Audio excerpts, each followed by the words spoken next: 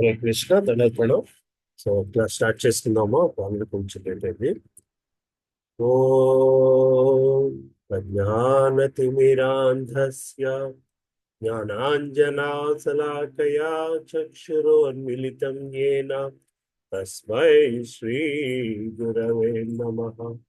శ్రీ చైతన్య మనోభీష్టం స్థాపితం యేన భూతలే స్వయం రూపా కదా మహ్యం దదాతి స్వాపదాంతికం.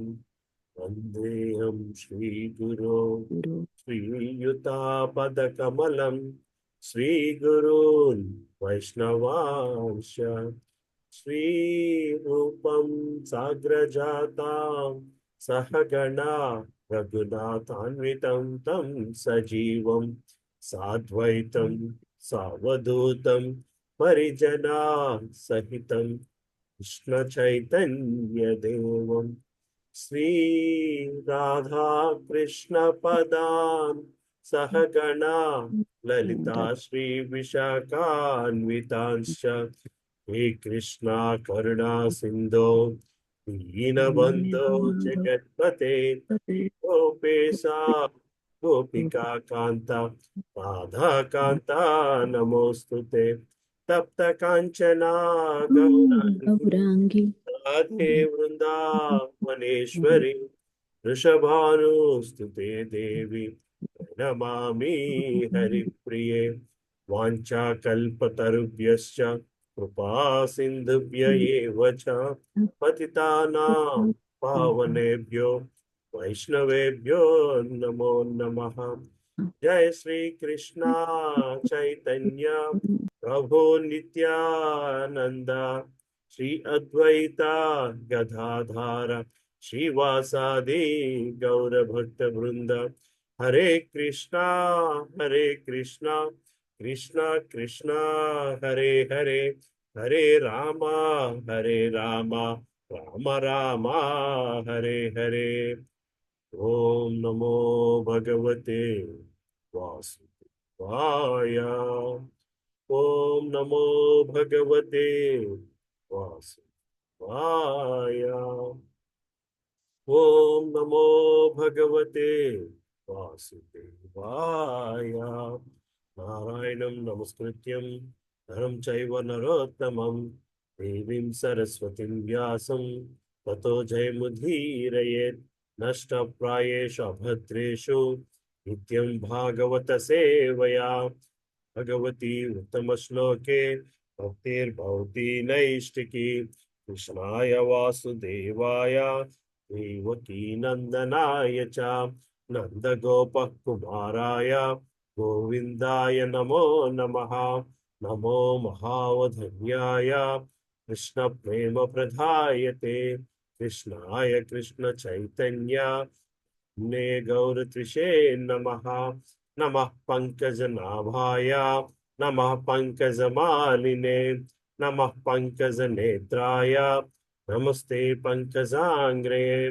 నమో బ్రహ్మణ్యాయ దేవాయ గో బ్రాహ్మణ్యాయ హితాయ చ జగద్హితాయ కృష్ణాయ గోవిందాయ నమో నమః.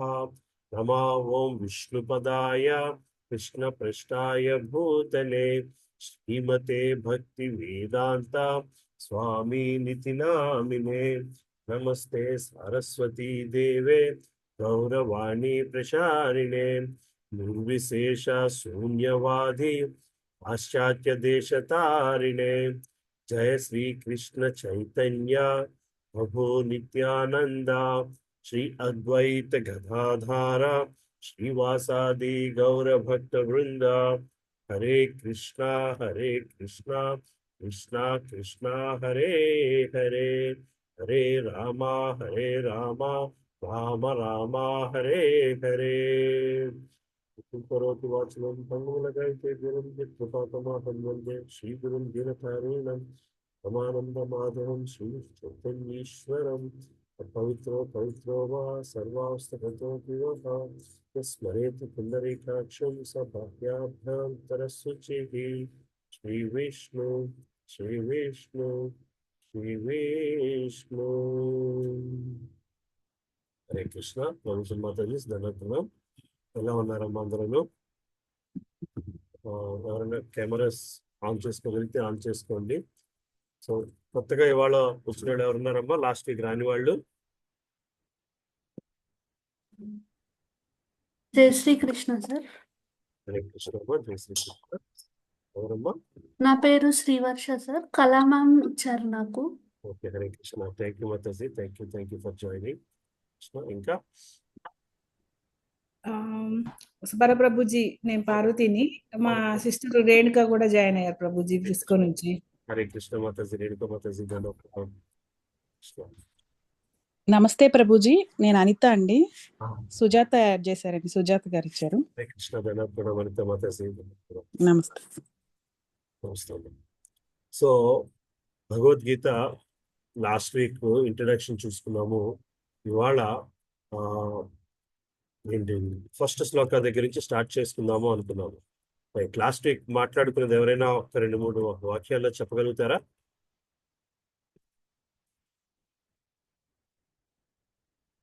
అమ్మా, భగవద్గీత గురించి, దాని ఇంపార్టెన్స్ గురించి మాట్లాడుకున్నాం last week. somebody summarize of last week class in a couple of sentences. ఉన్నారా ఎవరైనా లాస్ట్ వీక్ వచ్చిన వాళ్ళు? శాస్త్రం గురించి చెప్పారు ప్రభుజీ. మర్చిపోయారమ్మా కుమారి మాతాజీ. హరే కృష్ణ.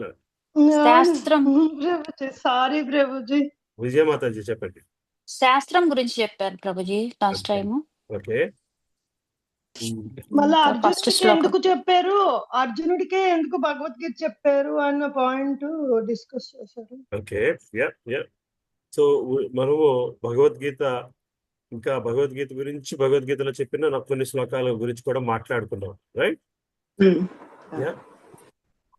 భగవద్గీత ఎందులో నుంచి వచ్చింది, ఇటువంటి ప్రభుజీ అవన్నీ కూడా మాట్లాడు.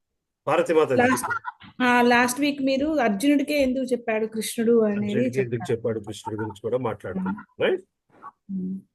అలాగే మొట్టమొదటి శ్లోకము భగవద్గీత మొదటి శ్లోకము ధర్మక్షేత్రం గురించి, కురుక్షేత్రం గురించి కూడా మాట్లాడుకున్నాం, రైట్? సో ఫస్ట్ అధ్యాయాన్ని అర్జున విషాద యోగం అని కూడా అంటారు. ఎందుకు అర్జున విషాద యోగం అంటారమ్మా?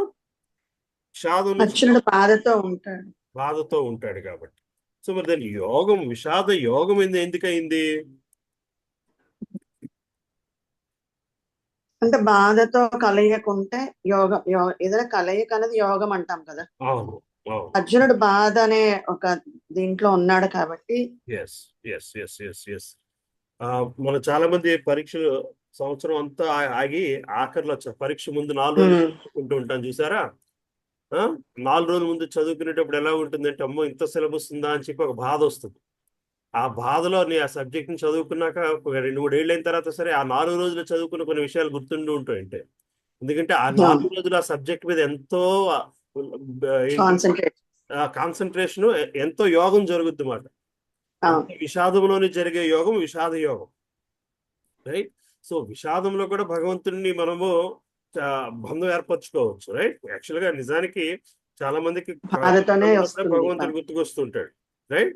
సో అందువల్ల దీన్ని అర్జున విషాద యోగం, విషాదంతో భగవంతుడితో యోగం పొందడం విషాద యోగం. అలాగే మొదటి శ్లోకం గురించి మాట్లాడుకున్నాం. ధృతరాష్ట్రం చెప్పిన శ్లోకం, ధృతరాష్ట్రం వాచ.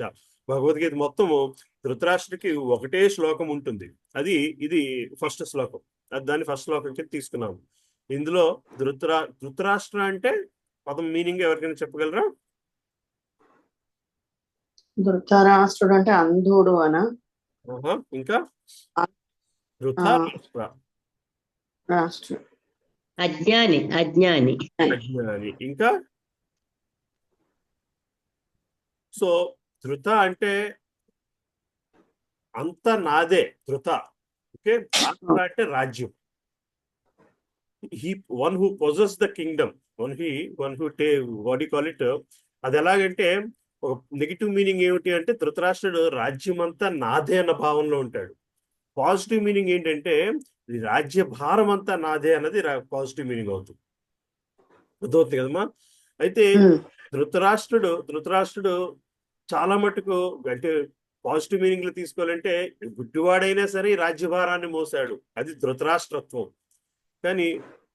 కానీ ధృతరాష్ట్రుడు మమకారంతో రాజ్యాన్ని పొందాలి అన్న భావంతో ఉన్నాడు. మనకి ధృతరాష్ట్రుడు అంటే ఇంచుమించుగా రాజ్యాన్ని నాదే అన్న భావంతో ఉండేది ధృతరాష్ట్రతత్వం. సో ఒకటే విషయాన్ని మనము పాజిటివ్ గాని నెగిటివ్ గాని అంటే ఒక అది ఎప్పుడైతే ఒక బాధ్యతగా తీసుకుంటామో అది పాజిటివ్ మీనింగ్. అది ఎప్పుడైతే నాది నేనే చేస్తానంటే అదే నాకే కావాలనా, నాకే కావాలి చెప్తుంటారు కదా. కొంతమంది వాళ్ళు కూర్చున్న కుర్చీకి గౌరవం తీసుకొస్తే కొంతమంది కుర్చీ వల్ల గౌరవం పొందే వాళ్ళు ఉంటారు.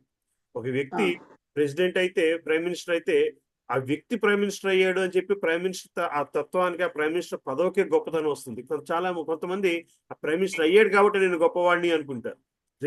రెండు నిజం జరిగేది ఒకటే, కానీ ఆ భావనలో తేడా ఉంది. సో ధృతరాష్ట్రుడు ఆ నెగిటివ్ రెండో కేటగిరీకి చెందినవాడు. బేసికలీ ఇది మనం చెప్పుకొచ్చాము. పాండురాజు అన్నదమ్ముల్లో రెండో వాడు అయిన ధృతరాష్ట్రుడు గుడ్డివాడు కాబట్టి పాండురాజుకి రాజ్య పట్టాభిషేకం జరిగింది. పాండురాజు రాజ్యాన్ని ఎంతో అభివృద్ధి చేశాడు, ఎంతో రాజ్యాన్ని విస్తరణ చేశాడు. అందుకు పాండురాజు రాజు అని అర్హత వచ్చింది. అయితే అమ్మా ఇంకో సౌండ్ వస్తుంది. సో పాండురాజు రాజ్య అర్హత వచ్చింది. అలాగే అందువలన పాండురాజు పిల్లలకే రాజ్యం రావాలి. సో మళ్ళీ అలాగే ధృతరాష్ట్రుడు పెద్ద కొడుకు దుర్యోధనుడు. ఎవరైనా దుర్యోధనుడు పేరు పెట్టుకునే వాళ్ళని చూసారమ్మా? నేను చూశాను. లేదు, మా లేదు ఇంట్లో ప్రభుజీ. మా చిన్నప్పుడు టెనెంట్ పేరు దుర్యోధనే. దుర్యోధనేనా? దుర్యోధన నేను చూశాను నాన్న. దుర్యోధన అంటే మీనింగ్ తెలియదు కానీ దుర్యోధన యోధుడనా అండి ప్రభుజీ? ఉన్నట్టుంది కదమ్మా, అర్థం దురులోనే ఉన్నట్టుంది. చెడ్డ యోధుడనా? ఏంటమ్మా విజయమాత? చెడ్డవాడు. చెడ్డ చెడ్డ రాజు యోధుడనా? చెడ్డ యోధుడు. చెడ్డ యోధుడు. రైట్. చెడ్డ యోధుడు. సో మరి అలాంటి పేరు ఎందుకు పెట్టుకుంటారు?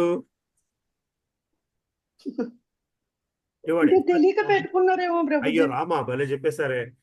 అప్పుడే తెలుసు.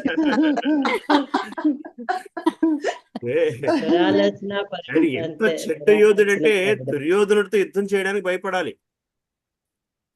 కాదు ప్రభుజీ, దుర్యోధనుడికి పేరు అలా వచ్చింది, కానీ మిగతా జనాలు పెట్టుకున్న వాళ్ళకి తెలియక పెట్టుకున్నారేమో మిగతా జనాల వాళ్ళకి అని చెప్పి అలా చెప్తున్నా కదా. దుర్యోధనుడు అంటే అతనితో యుద్ధం చేయడానికే భయపడాలి. చెడ్డ యోధుడు మాట. చెడ్డ యోధుడు అంటే మనిషి చెడువాడని కాదు, అతన్ని గెలవడం చాలా కష్టము. ఇంత చెడ్డ యోధుడు. వాడితో పెట్టుకుంటారా వాడు దుర్యోధనుడు రా బాబు, వాడితో పెట్టుకుంటే మనం నెగ్గలేము. అర్థమవుతుంది కదమ్మా. సో అదొక గొప్ప గుణము, స్కిల్ అనుకోండి. మరి దుర్యోధనుడు మామూలు మీనింగ్ ఏంటంటే చెడ్డ యోధుడు. యోధుడు బట్ చెడ్డ యోధుడు కాదు. ఆయన ఎంత చెడ్డ యోధుడు అంటే అతన్ని నెగ్గడం కష్టము, అంత గొప్ప యోధుడు. అలాగే దుశ్శాసనుడు అంటే శాసనాన్ని ఉల్లంఘించేవాడు కాదు, శాసనాన్ని ఉల్లంఘించే వాళ్ళని సహించిన వాడు దుశ్శాసనుడు. అర్థమవుతుంది కదా. శాసనాన్ని పాటించే వాళ్ళని సహించిన వాడు దుశ్శాసనుడు. బేసికలీ అటువంటి వాళ్ళని నిర్మూలించగలిగేవాడు దుశ్శాసనుడు. సో ఇలాగ ఒక దానికి పాజిటివ్ మీనింగ్, నెగిటివ్ మీనింగ్ రెండు ఉంటాయి సాంస్క్రిట్ లోని. కానీ మరి అలాగే యుధిష్ఠిరుడు అంటే పెద్దవాడు అని అర్థం కదా. యుధిష్ఠిర అంటే ప్రథమ సంతానము, లేకపోతే ఇంకా యుధిష్ఠిర యోధుడు స్థిరుడు. స్థిరుడు యుధిష్ఠిరుడు అయింది. యుధిష్ఠిరుడు. సో యుద్ధంలో స్థిరత్వంగా ఉండగలిగేవాడు. యుద్ధంలో స్థిరత్వం ఏమిటి? యుద్ధంలో జరుగుతున్నంతసేపు కాలో చేయ నరికేస్తుంటారు, అయినా సరే అందులో స్థిరత్వం ఉండగలిగాడు. అంటే స్థితప్రజ్ఞత్వానికి ప్రతినిధి యుధిష్ఠిరుడు. ఇటువంటి స్థితిలోనైనా సరే స్థిరత్వం కలిగిన వాడు యుధిష్ఠిరుడు. అటువంటి ధర్మరాజు. ఎప్పుడైనా మీరు మహాభారతం చదివినా, సీరియస్ లో చూసినా యుధిష్ఠిరుడు దుర్యోధనుడు ఏమని పిలుస్తాడమ్మా?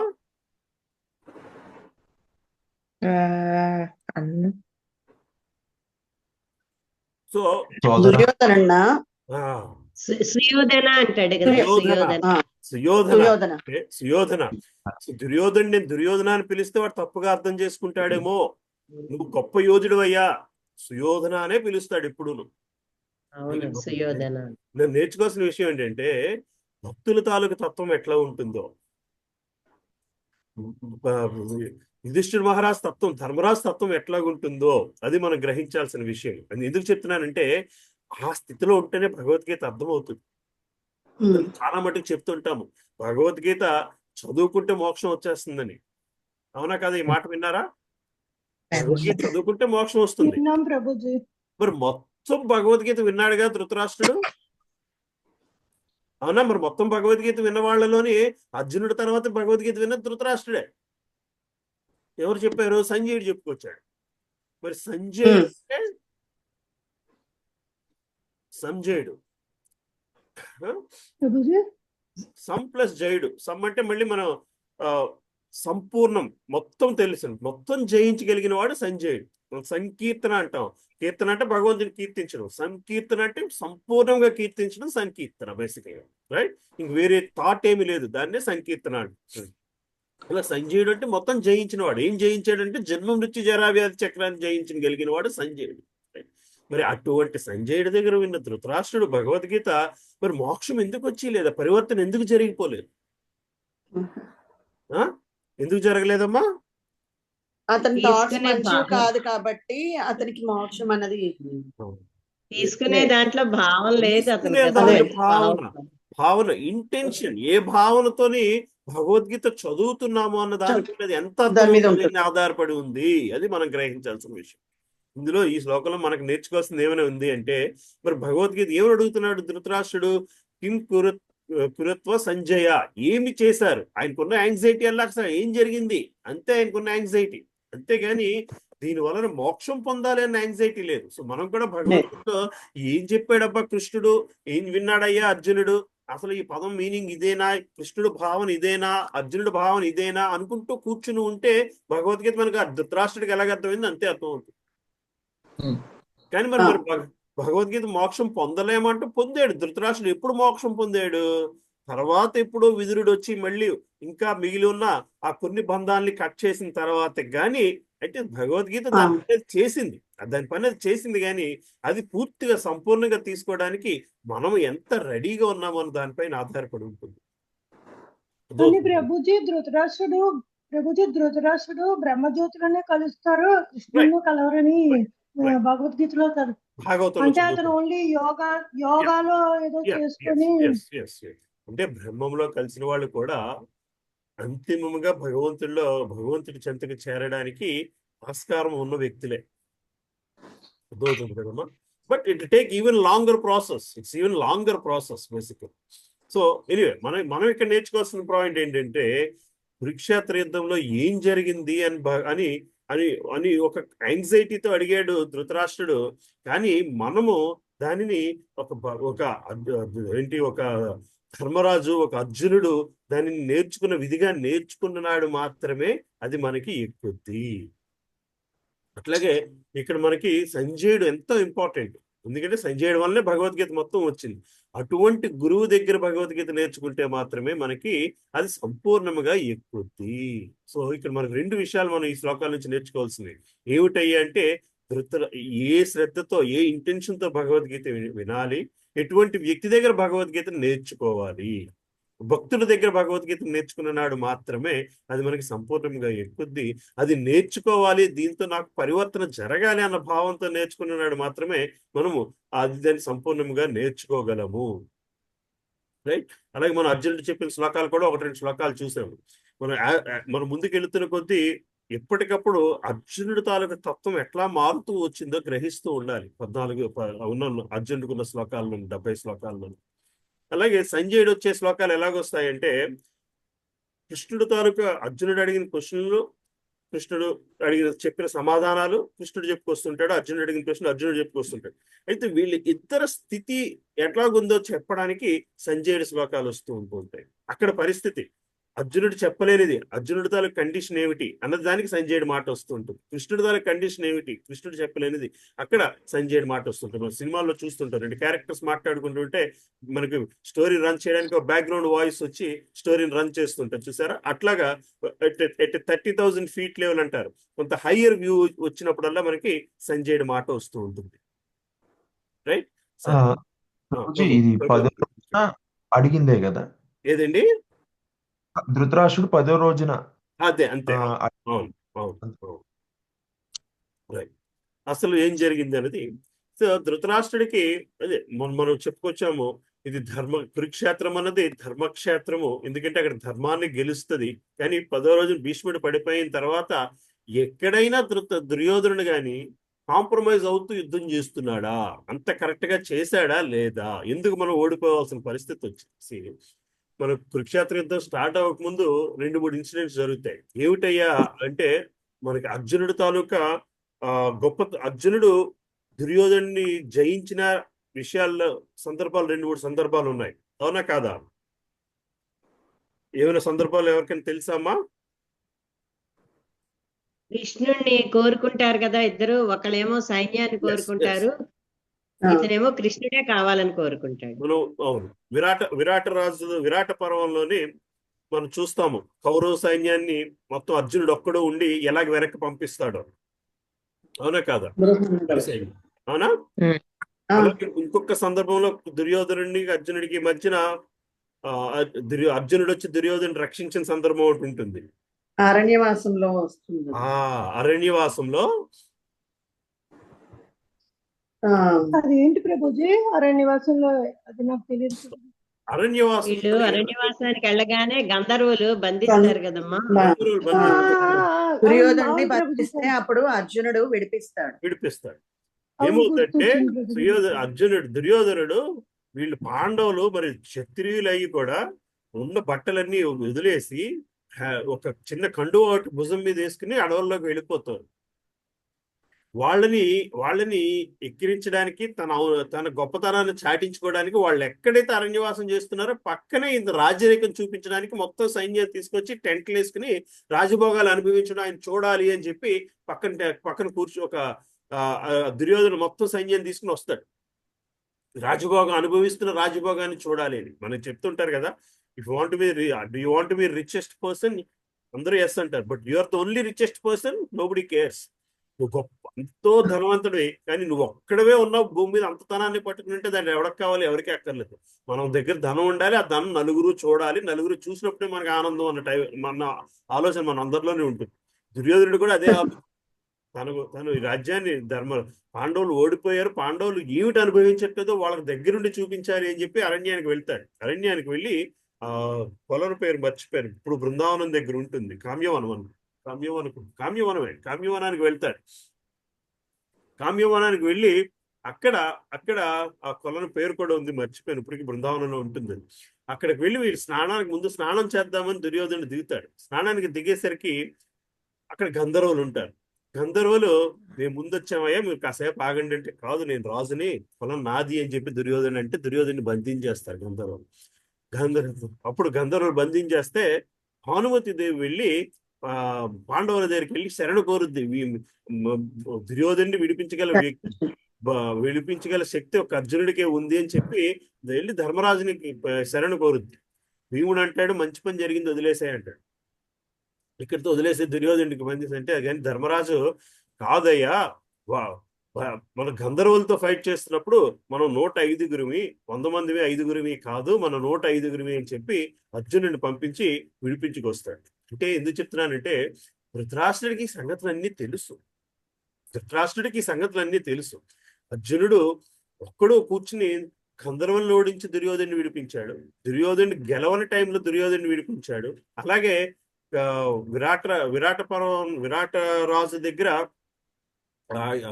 ఆవులన్నిటిని తోలుకుని వస్తూ ఉంటే సుశర్మ ఒకవైపు దాడి చేస్తే రెండో వైపు వచ్చి వీళ్ళు బృహన్నల రూపంలో అర్జునుడు వచ్చి విడిపించాడు. ఇవన్నీ కూడా ధృతరాష్ట్రుడికి తెలుసు. మళ్ళీ గోగ్రహణం ఇది ధర్మక్షేత్రం అని తెలుసు. కొన్ని విధాలుగా చూస్తే అర్జునుడే గెలుస్తాడేమో, కానీ మన పక్షం భీష్ముడు, ద్రోణాచార్యుడు, కృపాచార్యుడు వీళ్ళందరూ ఉన్నారు. అందువలన గెలవాలి, వాళ్ళకంటే సేన ఎక్కువ అయినా సరే మనం గెలుస్తామన్న భావన కూడా ఉంది ధృతరాష్ట్రుడికి. ఈ రెండింటి మధ్య ఉన్న సంశయంతో అడిగిన ప్రశ్న. విక్రమ్ ప్రభు చెప్పండి ప్రభు. అంటే ద్రుపదుడి నుంచి కూడా విడిపించాడు, అది విడిపిస్తుంది కింద రాదా అండి అది? ద్రుపదుడి నుంచి అప్పుడు కూడా విడిపిస్తాడా? ఆ కథ నాకు తెలియదు ప్రభు. ద్రుపదుడి నుంచి కూడా దుర్యోధనుని విడిపిస్తాడండి. అర్జునుడు వెళ్ళి విడిపిస్తాడండి దుర్యోధనుడిని, మొత్తం కౌరవుని బంధిస్తాడు ద్రుపదుడు. అది నాకు గుర్తులేదు ప్రభు. బట్ అది గురుదక్షిణ కోరతారండి, అది గురుదక్షిణ కోరతారు కదా. ద్రోణాచార్యుడు గురుదక్షిణ కోరతారు కదా. అప్పుడు నాకు ద్రుపదుడు అవమానిస్తాడు ద్రోణాచార్యుడిని, అందుకని నా శిష్యులే నిన్ను ఓడిస్తారు, బంధిస్తారు అని చెప్పి శపథం చేసి వచ్చిన తర్వాత ద్రుపదుడిని దుర్యోధనుడిని పంపుతాడు. ఐదుగురు ద్రుపదులు ఉంటే అది ఆల్మోస్ట్ ద్రౌపది పుట్టక ముందు అంతే. ఇదంతా ఇంకా పిల్లలుగా ఉన్నప్పుడే అది.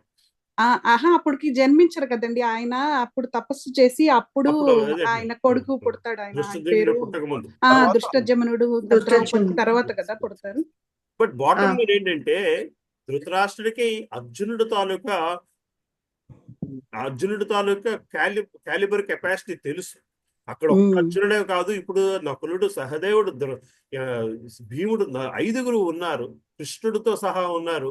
అందువల్ల గెలవడానికి దుర్యోధనుడు ఏమైనా కాంప్రమైజ్ అయ్యాడేమో అన్నది కూడా ధృతరాష్ట్రుడి మైండ్ లో మెలుస్తూ ఉంటుంది. అందుకే అసలు అక్కడ ఏం జరిగింది, సమావేశం అయిన తర్వాత ఏమి జరిగింది అని కృష్ణ అడుగుతున్నాడు. రైట్, షేర్ చేయలేదండి స్క్రీన్, సారీ, ఇప్పుడే పోయిందండి. సో ధృతరాష్ట్రుడు పలికిన సంజయ, ధర్మక్షేత్రమైన కురుక్షేత్రం నందు నా తనయులు మరియు పాండురాజు తనయులు యుద్ధము చేయుగోరు వారై సమకూడిన పిమ్మిట ఏమి చేశారు, అసలు ఏం జరిగిందయ్యా అక్కడ అని అడుగుతున్నాడు. బేసికలీ అంటే మనం గ్రహించాల్సిన విషయాలు ఏంటంటే, మనం ఏ భావనతోని ఇది భగవద్గీత చదవాలి అన్నది మనం గ్రహించాల్సిన విషయం. రైట్, సో దీని భాష్యం చదువుతాం. శ్రీమద్ భగవద్గీత విస్తారముగా పట్టింపబడు ఆస్తిక విజ్ఞాన శాస్త్రము. అది గీతామహత్యమునందు సంగ్రహింపబడింది. భగవద్గీతను భక్తుని సహకారమును పరిశీలనాత్మకంగా పఠించి ఎటువంటి స్వంత వ్యాఖ్యానము లేకుండా అవగాహన చేసుకునేందుకు ప్రయత్నించవలెనని దాని యందు తెలుపబడింది.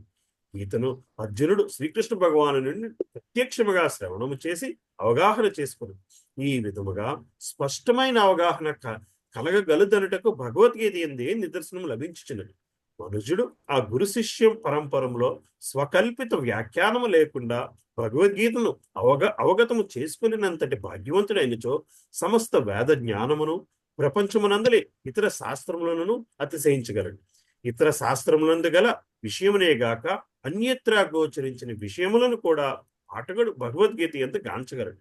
అది ఏ గీత యొక్క విశిష్టమైన ప్రామాణికత. పురుషోత్తముడైన శ్రీకృష్ణ భగవానుడి ద్వారా ప్రత్యక్షముగా పలుకుబడినందున ఈ భగవద్గీత సంపూర్ణ ఆధ్యాత్మిక విజ్ఞాన శాస్త్రమై విరజల్లుచున్నది.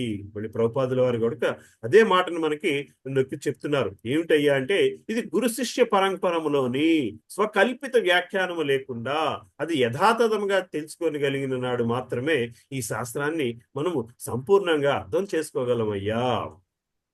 రైట్, నెక్స్ట్కి వెళ్దాము. తర్వాత ఏమైనా క్వశ్చన్స్ ఉంటే మళ్ళీ వద్దాము. మహాభారతమునందు వర్ణింపబడిన ధృతరాష్ట్ర సంజయుల సంవాద విషయములు ఈ ఉత్కృష్ట తత్వ శాస్త్రమునకు మూల సిద్ధాంతములై ఉన్నవి. అనాది అయిన వేద కాలము నుండి తీర్థస్థలముగా ప్రసిద్ధి పొందిన కురుక్షేత్రమునందు ఈ తత్వశాస్త్రము ఉద్భవించినట్లుగా తెలియవచ్చును. ఈ భూమిపై శ్రీకృష్ణ భగవానుడు స్వయముగా ప్రత్యక్షమైనప్పుడు మానవాళి నిర్దేశానార్థము దీనిని పలికి ఉండెను. కురుక్షేత్ర రణరంగమున శ్రీకృష్ణ భగవానుడు అర్జునుని పక్షమును నిలిచి ఉండిటిచే ధర్మక్షేత్రము, ధర్మాచారములు నిర్వహింపబడు స్థలము పదము ప్రాధాన్యతను సంతరించుచున్నది. కౌరవుల తండ్రియగు ధృతరాష్ట్రుడు తన తనయుల విజయావకాశం గురించి గొప్ప సందేహగ్రస్తుడై ఉండెను. కనుకనే తన సందేశమున అతడు వారు ఏమి చేసిరి అని కార్యదర్శి అయిన సంజయుని ప్రశ్నించాడు. తన పుత్రులు మరియు పాండురాజు తనయులు యుద్ధము చేయవలని నిశ్చయంతో కురుక్షేత్రం సమకూడరని అతనికి తెలిసినను ఆ విధంగా విచారణ కావించుటలో ఒక ప్రాముఖ్యము కలదు. జ్ఞాతులైన సోదరుల నడుమ అతడు రాజీని వాంఛింపలేదు. అదీనుగాక రణరంగమున తన పుత్రులు విధి ఏ రీతి కలదోతను తెలుసుకొని కోరను. కానీ దేవతలకు సైతము పూజనీయ స్థానములో వేదములలో తెలుపబడిన క్షేత్రమునందు యుద్ధము ఏర్పాటు చేయబడిచే యుద్ధ పరిణామంపై స్థల ప్రభావం గురించి అతడు మిగులు భీతి పొందెను. మనం దాని గురించి కూడా మాట్లాడుకున్నాం. యుద్ధ ప్రదేశము ఉన్న అంటే స్థల ప్రభావము చాలా ఎక్కువ ఉంటుంది. అందుకనే మనం ఎప్పుడు కూడా సరైన వ్యక్తులతోని సరైన సాంగత్యంలో ఉండాలి. అంతే కదమ్మా. Right place right fitting place. నువ్వు ఒక బార్లోనో రెస్టారెంట్లోనో కూర్చుని భగవద్గీత చదువుకుంటే అది ఎక్కదు. దానికి కావాల్సిన సరైన వాతావరణం ఉండాలి. మనకు అందుకే చెప్తారు భగవద్గీతని పవిత్రంగా ఉంచుకోవాలయ్యా. మనకి అది అందుకే పవిత్రంగా ఉంచుకోవాలంటే మనం ఏం చేస్తున్నాం, పూజ గదిలో పెట్టి వదిలేస్తున్నాం. మనం పూజ గదిలో కూర్చున్నప్పుడు దాన్ని చదువుకుంటే అది వేరొక పరిస్థితులు దాన్ని అర్థం చేసుకోగలుగుతాం. లేదా అది టీవీ చూస్తూ చదువుకుంటే దాన్ని అర్థం కాదు మనకి. అది ఏ ప్రదేశంలో ఏ స్థానంలో ఉండి చదువుకుంటున్నామో అన్నది కూడా ఇంపార్టెంట్. స్వభావరీత్యా ధర్మాత్ములైనందున అర్జునుడు మరియు ఇతర పాండుతనయులకు అది అనుకూల ప్రభావం చూపునని అతడు ఎరిగి ఉండను. సంజయుడు వ్యాసదేవుని శిష్యుడు. ధృతరాష్ట్రుని మందిరమునందే నిలిచినను అతడు వ్యాసుని కరుణించే కురుక్షేత్ర రంగమున గాంచగలిగాను. కనుకనే యుద్ధ రంగమునందుల పరిస్థితిని గూర్చి సంజయుని అడిగాను. పాండవులు మరియు ధృతరాష్ట్రుని తనయులు ఒకే వంశములకు చెందినవారు, కానీ కేవలము తన పుత్రులనే కుడి సంతానముగా పలికి పాండు సంతానమును వంశము నుండి వేరుపరచడం ద్వారా ధృతరాష్ట్రుడు ఇచ్చట తన మనసును విశదపరచుచున్నాడు. సోదరుని తనయులైన పాండవుల ఏడ ధృతరాష్ట్రునికి గల సంబంధమును దీని ద్వారా ఎవరైనాను అవగతము చేసుకునివచ్చు. పంట పొలము నుంచి కలుపు మొక్కలు తీసివేయబడి రీతి ధర్మపిత అయిన శ్రీకృష్ణ భగవాను నిలిచి ఉన్న ధర్మక్షేత్రము కురుక్షేత్రము నుండి కలుపు మొక్కల వంటి దుర్యోధనాది ధృతరాష్ట్రుని తనయులను తీసివేయబడుదురని, యుధిష్ఠిరుని అధ్యక్షతన గల ధర్మయుతులైన పాండవులు భగవాను చే సుప్రతిష్ఠులు కాగలరని అది నుండి ఈ విధముగానే ఊహించబడింది. చారిత్రక మరియు వైదిక ప్రాముఖ్యమే కాక ధర్మక్షేత్రము మరియు కురుక్షేత్రము పదములకు గల విశేష అర్థము ఇదియే. హరే కృష్ణ. వాళ్ళు మనం చెప్పుకున్న విషయాలే ప్రభుపాదుల వారు ఆయన భాషలో చెప్పిన విషయాలు చాలా మటుకు మనం ఆల్రెడీ డిస్కస్ చేసి ఉన్నాం. రైట్. సో అందువలన ఈ మొదటి శ్లోకం ఒక్కటే ధృతరాష్ట్రానికి ఉంది. ఇక్కడి నుంచి ధృతరాష్ట్రుడు అడిగిన ఒక చిన్న ప్రశ్నకి సమాధానముగా మనకి మిగతా 699 శ్లోకాలు ఉన్నాయి, సంజయుడు చెప్పిన సమాధానాలు. రైట్. సో నెక్స్ట్ శ్లోకానికి వెళ్ళిపోదామా? ఏమైనా క్వశ్చన్స్ ఉన్నాయా?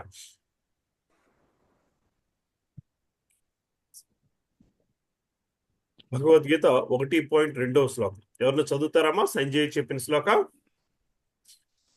చదవండి.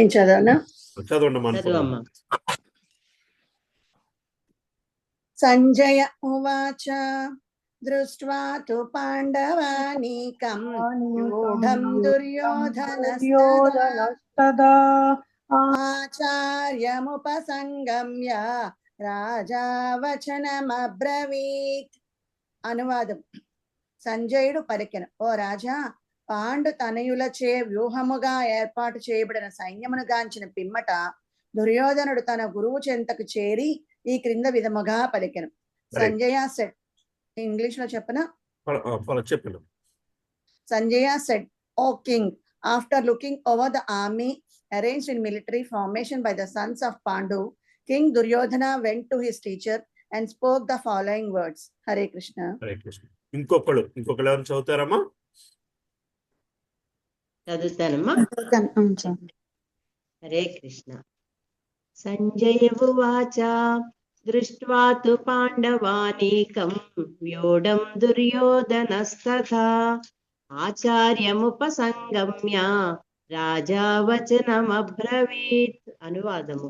సంజయుడు పలికెను, ఓ రాజా, పాండుతనయులచే వ్యూహముగా ఏర్పాటు చేయబడిన సైన్యమును గాంచిన పిమ్మట దుర్యోధనుడు తన గురువు చెంతకు చేరి ఈ క్రింది విధముగా పలికెను. హరే కృష్ణ. సో సంజయుడు చెప్తున్న మొట్టమొదటి సమాధానం, ఓ రాజా, పాండు తనయులచే వ్యూహముగా ఏర్పాటు చేయబడిన సైన్యమును గాంచిన పిమ్మట దుర్యోధనుడు తన గురువు చెంతకు చేరి ఈ కింది విధముగా పలికెను. సో ధృతరాష్ట్రుడు క్వశ్చన్ లోని ఎక్కడైనా ఏమైనా కాంప్రమైజ్ అయ్యిందా? దుర్యోధనుడు అంత కరెక్ట్ గా చేశాడా? కరెక్ట్ గా చేస్తే రాజ్యం మనము యుద్ధం ఎందుకు గెలిచే అవకాశం ఏమిటి, గెలవని అవకాశం ఏమిటి, ఇవన్నీ కదా ఆయనకున్న యాంగ్జైటీ. సో సంజయుడు అది అర్థం చేసుకుని మొట్టమొదటిగా చెప్పిన మాట ఏమిటంటే, దుర్యోధనుడు తన గురువు చెంతకు చేరి ఈ క్రింది విధముగా పలికెను, నీ కొడుకు చేయాల్సినంత కరెక్ట్ గానే చేస్తున్నాడయ్యా. నువ్వు ఆ ఎష్యూరెన్స్ ఇవ్వడం గురించి, అంటే this is like A communication lesson, right? ఎలా కమ్యూనికేట్ చేస్తున్నాడు అంటే, సంజయుడు ధృతరాష్ట్రుడికి చెప్తున్నాడు విత్ ఏంటంటే ఆయనకు ఎష్యూరెన్స్ ఇస్తున్నాడు, నీ కొడుకు చేయాల్సినంత కరెక్ట్ గానే చేసుకుంటూ వస్తున్నాడు. మనం ఎప్పుడైనా కమ్యూనికేషన్ చేసేటప్పుడు అవతల వాళ్ళకి ఒక ఎష్యూరెన్స్ ఇవ్వాలి, కానీ నిజాన్ని చెప్పగలగాలి, అసలు జరుగుతున్న విషయం అక్కడ చెప్పగలగాలి. అట్ ద సేమ్ టైం అవతల వాళ్ళకి ఎష్యూరెన్స్ ఇవ్వాలి. ఏమని? The answer has to be in his favour, but the truth has to be revealed. The answer has to, వినేవాడికి తన ఫేవరబుల్ గా చెబుతున్నారు కానీ నిజం చెబుతున్నాడు అన్న భావన రాగలగాలి basically, right? This is the first lesson of communication that we need to learn from Sanjay. సంజయుడు ఏ విధముగా కమ్యూనికేట్ చేస్తున్నాడయ్యా? దుర్యోధనుడు మొట్టమొదట తన గురువు దగ్గరికే వెళ్ళాడు. అదే పద్ధతి. ఇక్కడ పితామహుడైన భీష్ముడు ఉన్నాడు, కానీ తన ముందు గురువునే గౌరవించాడయ్యా. నీతో కొడుకు, అందులో అనుమానం ఏమీ లేదు, వాడికి కావాల్సినవన్నీ పద్ధతిగానే చేస్తున్నాడు. గురువు బ్రాహ్మణుడు, ఇక్కడ క్షత్రియుడు భీష్ముడి దగ్గర కంటే కూడా ముందు తన గురువు దగ్గరికి వెళ్ళి పాండవులను చూసి ఈ విధంగా మాట్లాడుతున్నాడయ్యా అని చెప్పుకొస్తున్నాడు. దీని భాష్యం చూద్దాం. ధృతరాష్ట్రుడు పుట్టుకతో అంధుడు. దురదృష్టవశాత్తు అతనికి ఆధ్యాత్మిక దృష్టి సైతము లోపించింది. ధర్మ విషయమున తన పుత్రులు తనతో సమానముగా అందులని అతను ఎరిగి ఉండెను. పుట్టుక నుండియే ధర్మాత్ములైన పాండవులతో వారు ఒడంబడికకు రాలేరని అతడు నిశ్చయంగా ఎరిగి ఉండెను. అయినను తీర్థక్షేత్రమైన కురుక్షేత్ర ప్రభావం గురించి అతడు సందేహాస్పదుడై ఉండెను. యుద్ధ రంగమునందల పరిస్థితిని గూర్చి ప్రశ్నించుటలో అతని అంతరార్థము సంజయుడు అవగతము చేసుకొనగలిగాడు. కనుకనే సంజయుడు ఆ నిరాశ చెందిన రాజుని ఉత్సాహపరచనించి పవిత్ర స్థలముచే ప్రభావితులై అతని పుత్రుడు రాజీకి సిద్ధపడట జరగబోదని ఆశ్వాసం నొసగను.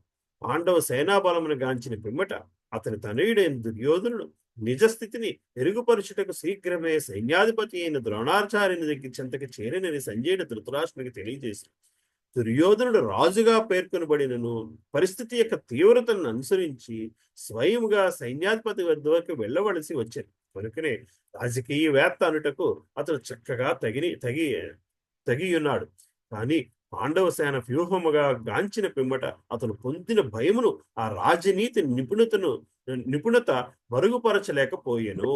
సో మళ్ళీ ఇక్కడ దుర్యోధనుడు తాలూకా మెంటాలిటీని కూడా మనకు చెప్పుకొస్తున్నారు. దుర్యోధనుడు తాలూకా ప్రభావం ఎట్లాగుందా అంటే, కరెక్ట్ అన్ని ఫాలో అవుతున్నాడు, కానీ అవతల పక్కన సేనను చూసి కొంచెము భయపడ్డా, కొంచెం ఆలోచిస్తున్నాడా, కొంచెం కరెక్ట్ గా వెళుతున్నాడా లేదా అన్నది కూడా ఇక్కడ మనం దృష్టిలో పెట్టుకోవాలి అని చెప్పి ప్రభుపాదుల వారి భాష్యంలో చెప్పుకొస్తున్నారు.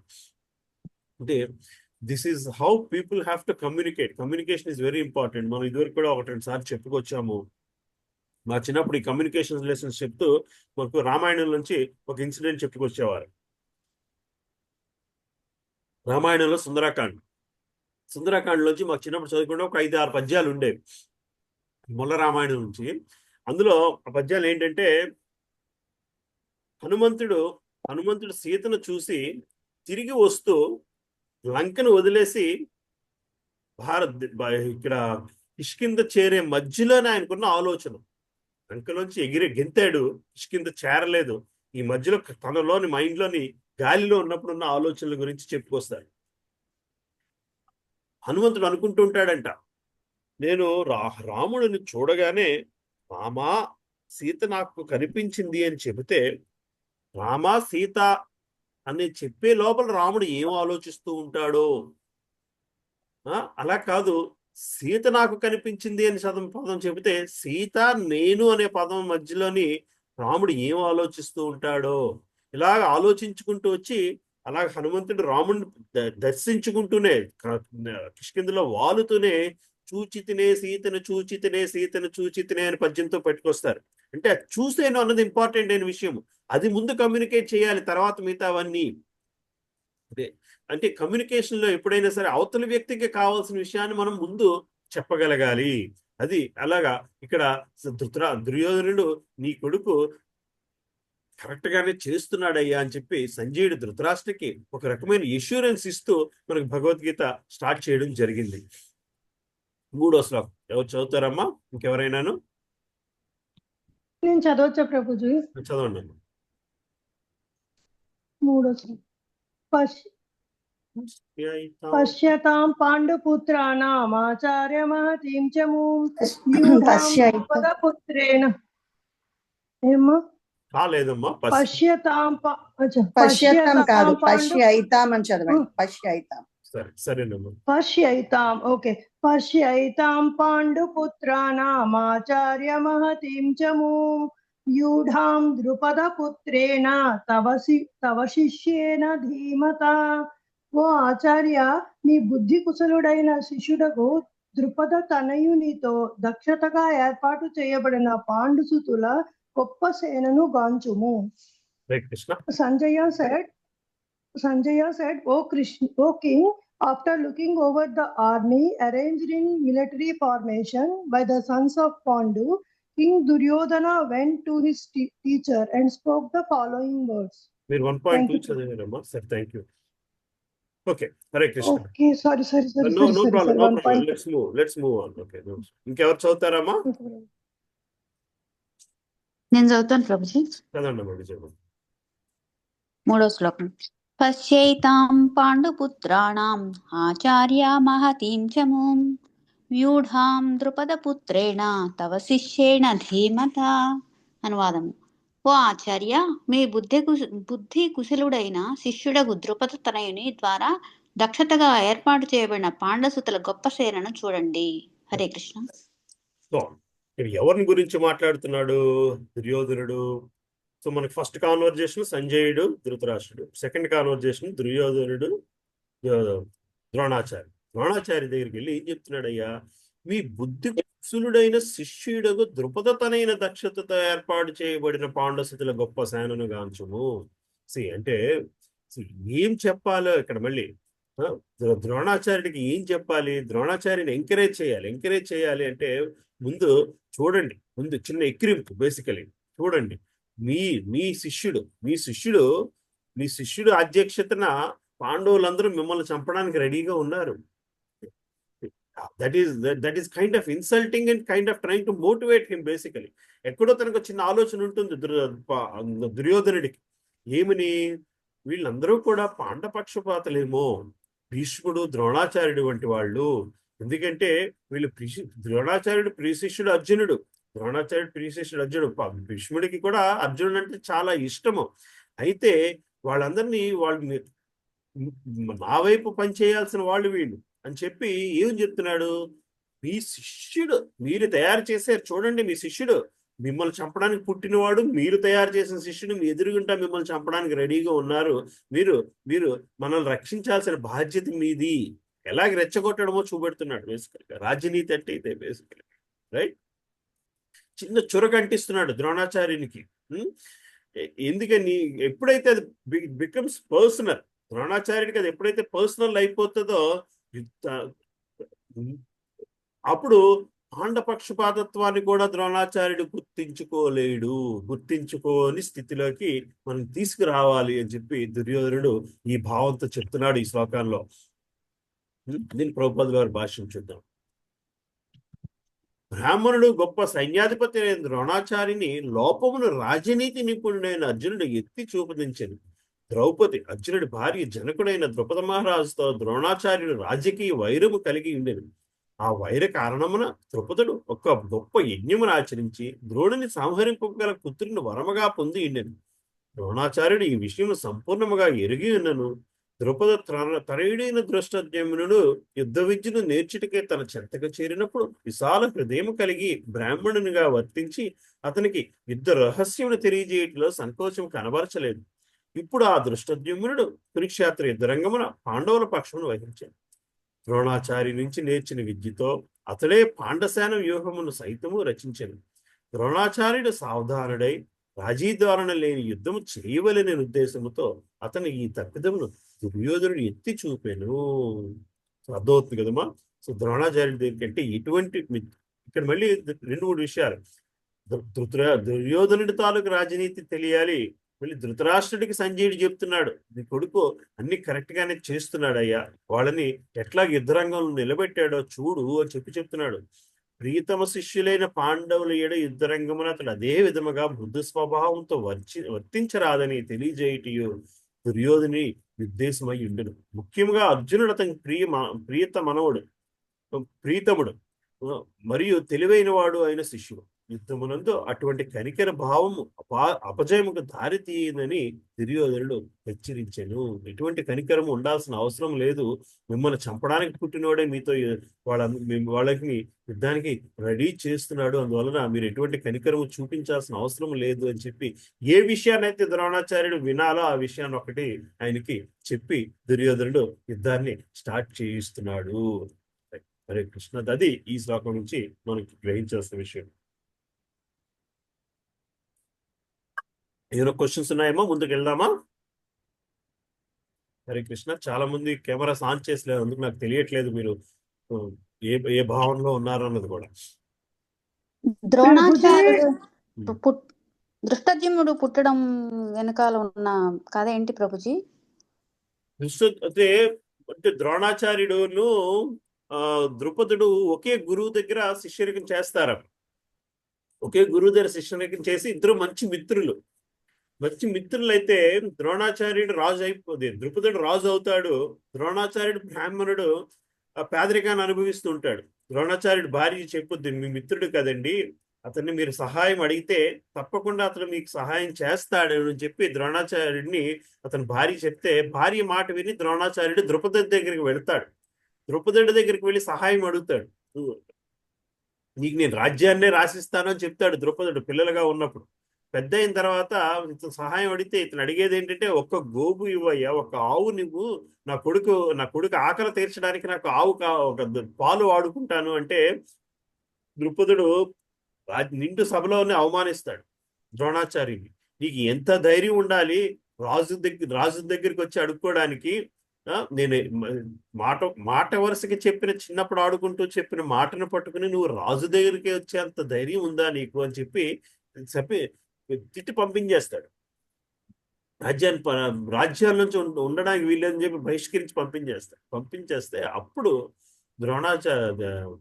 ద్రుపదుడికి బంధించి తీసుకురమ్మని కౌరవులు వెళ్ళడం, తర్వాత పాండవులు వెళ్ళడం, ఇదంతా జరిగింది. ద్రుపదుడు అవమానం ఫీల్ అయ్యి ద్రోణాచార్యుని చంపగల కొడుకు కావాలి అని చెప్పి యజ్ఞము చేసి అది సంపాదించి అప్పుడు దృష్టద్యుమ్నుడును ద్రౌపదీదేవి పుట్టడం జరుగుతుంది. వాళ్ళిద్దరు ట్విన్స్ బేసికలీ ఒకేసారి పుడతారు, యజ్ఞమండపంలో చూస్తారు వాళ్ళు.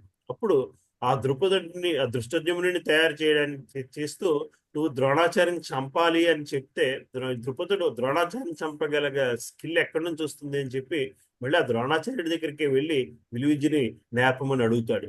ద్రోణాచార్యుడికి తెలుస్తుంది వచ్చినవాడు నన్ను చంపడానికి వచ్చాడు, అయినా సరే నేను బ్రాహ్మణుడిని, ఇది నా డ్యూటీ, ముందో వెనక అందరూ చనిపోవాల్సిందే, చనిపోయే ముందు అధర్మంగా చనిపోవడం వేరు, నా ధర్మాన్ని నేను నిర్వహించి చావాలి అని చెప్పి దృష్టద్యుమ్నుడికి విద్య నేర్పుతాడు. అదే మాట ఇప్పుడు దుర్యోధనుడు చెప్తున్నాడు, నువ్వు నేర్పిన విద్య ఇప్పుడు నిన్ను చంపడానికి వచ్చింది చూడు అని.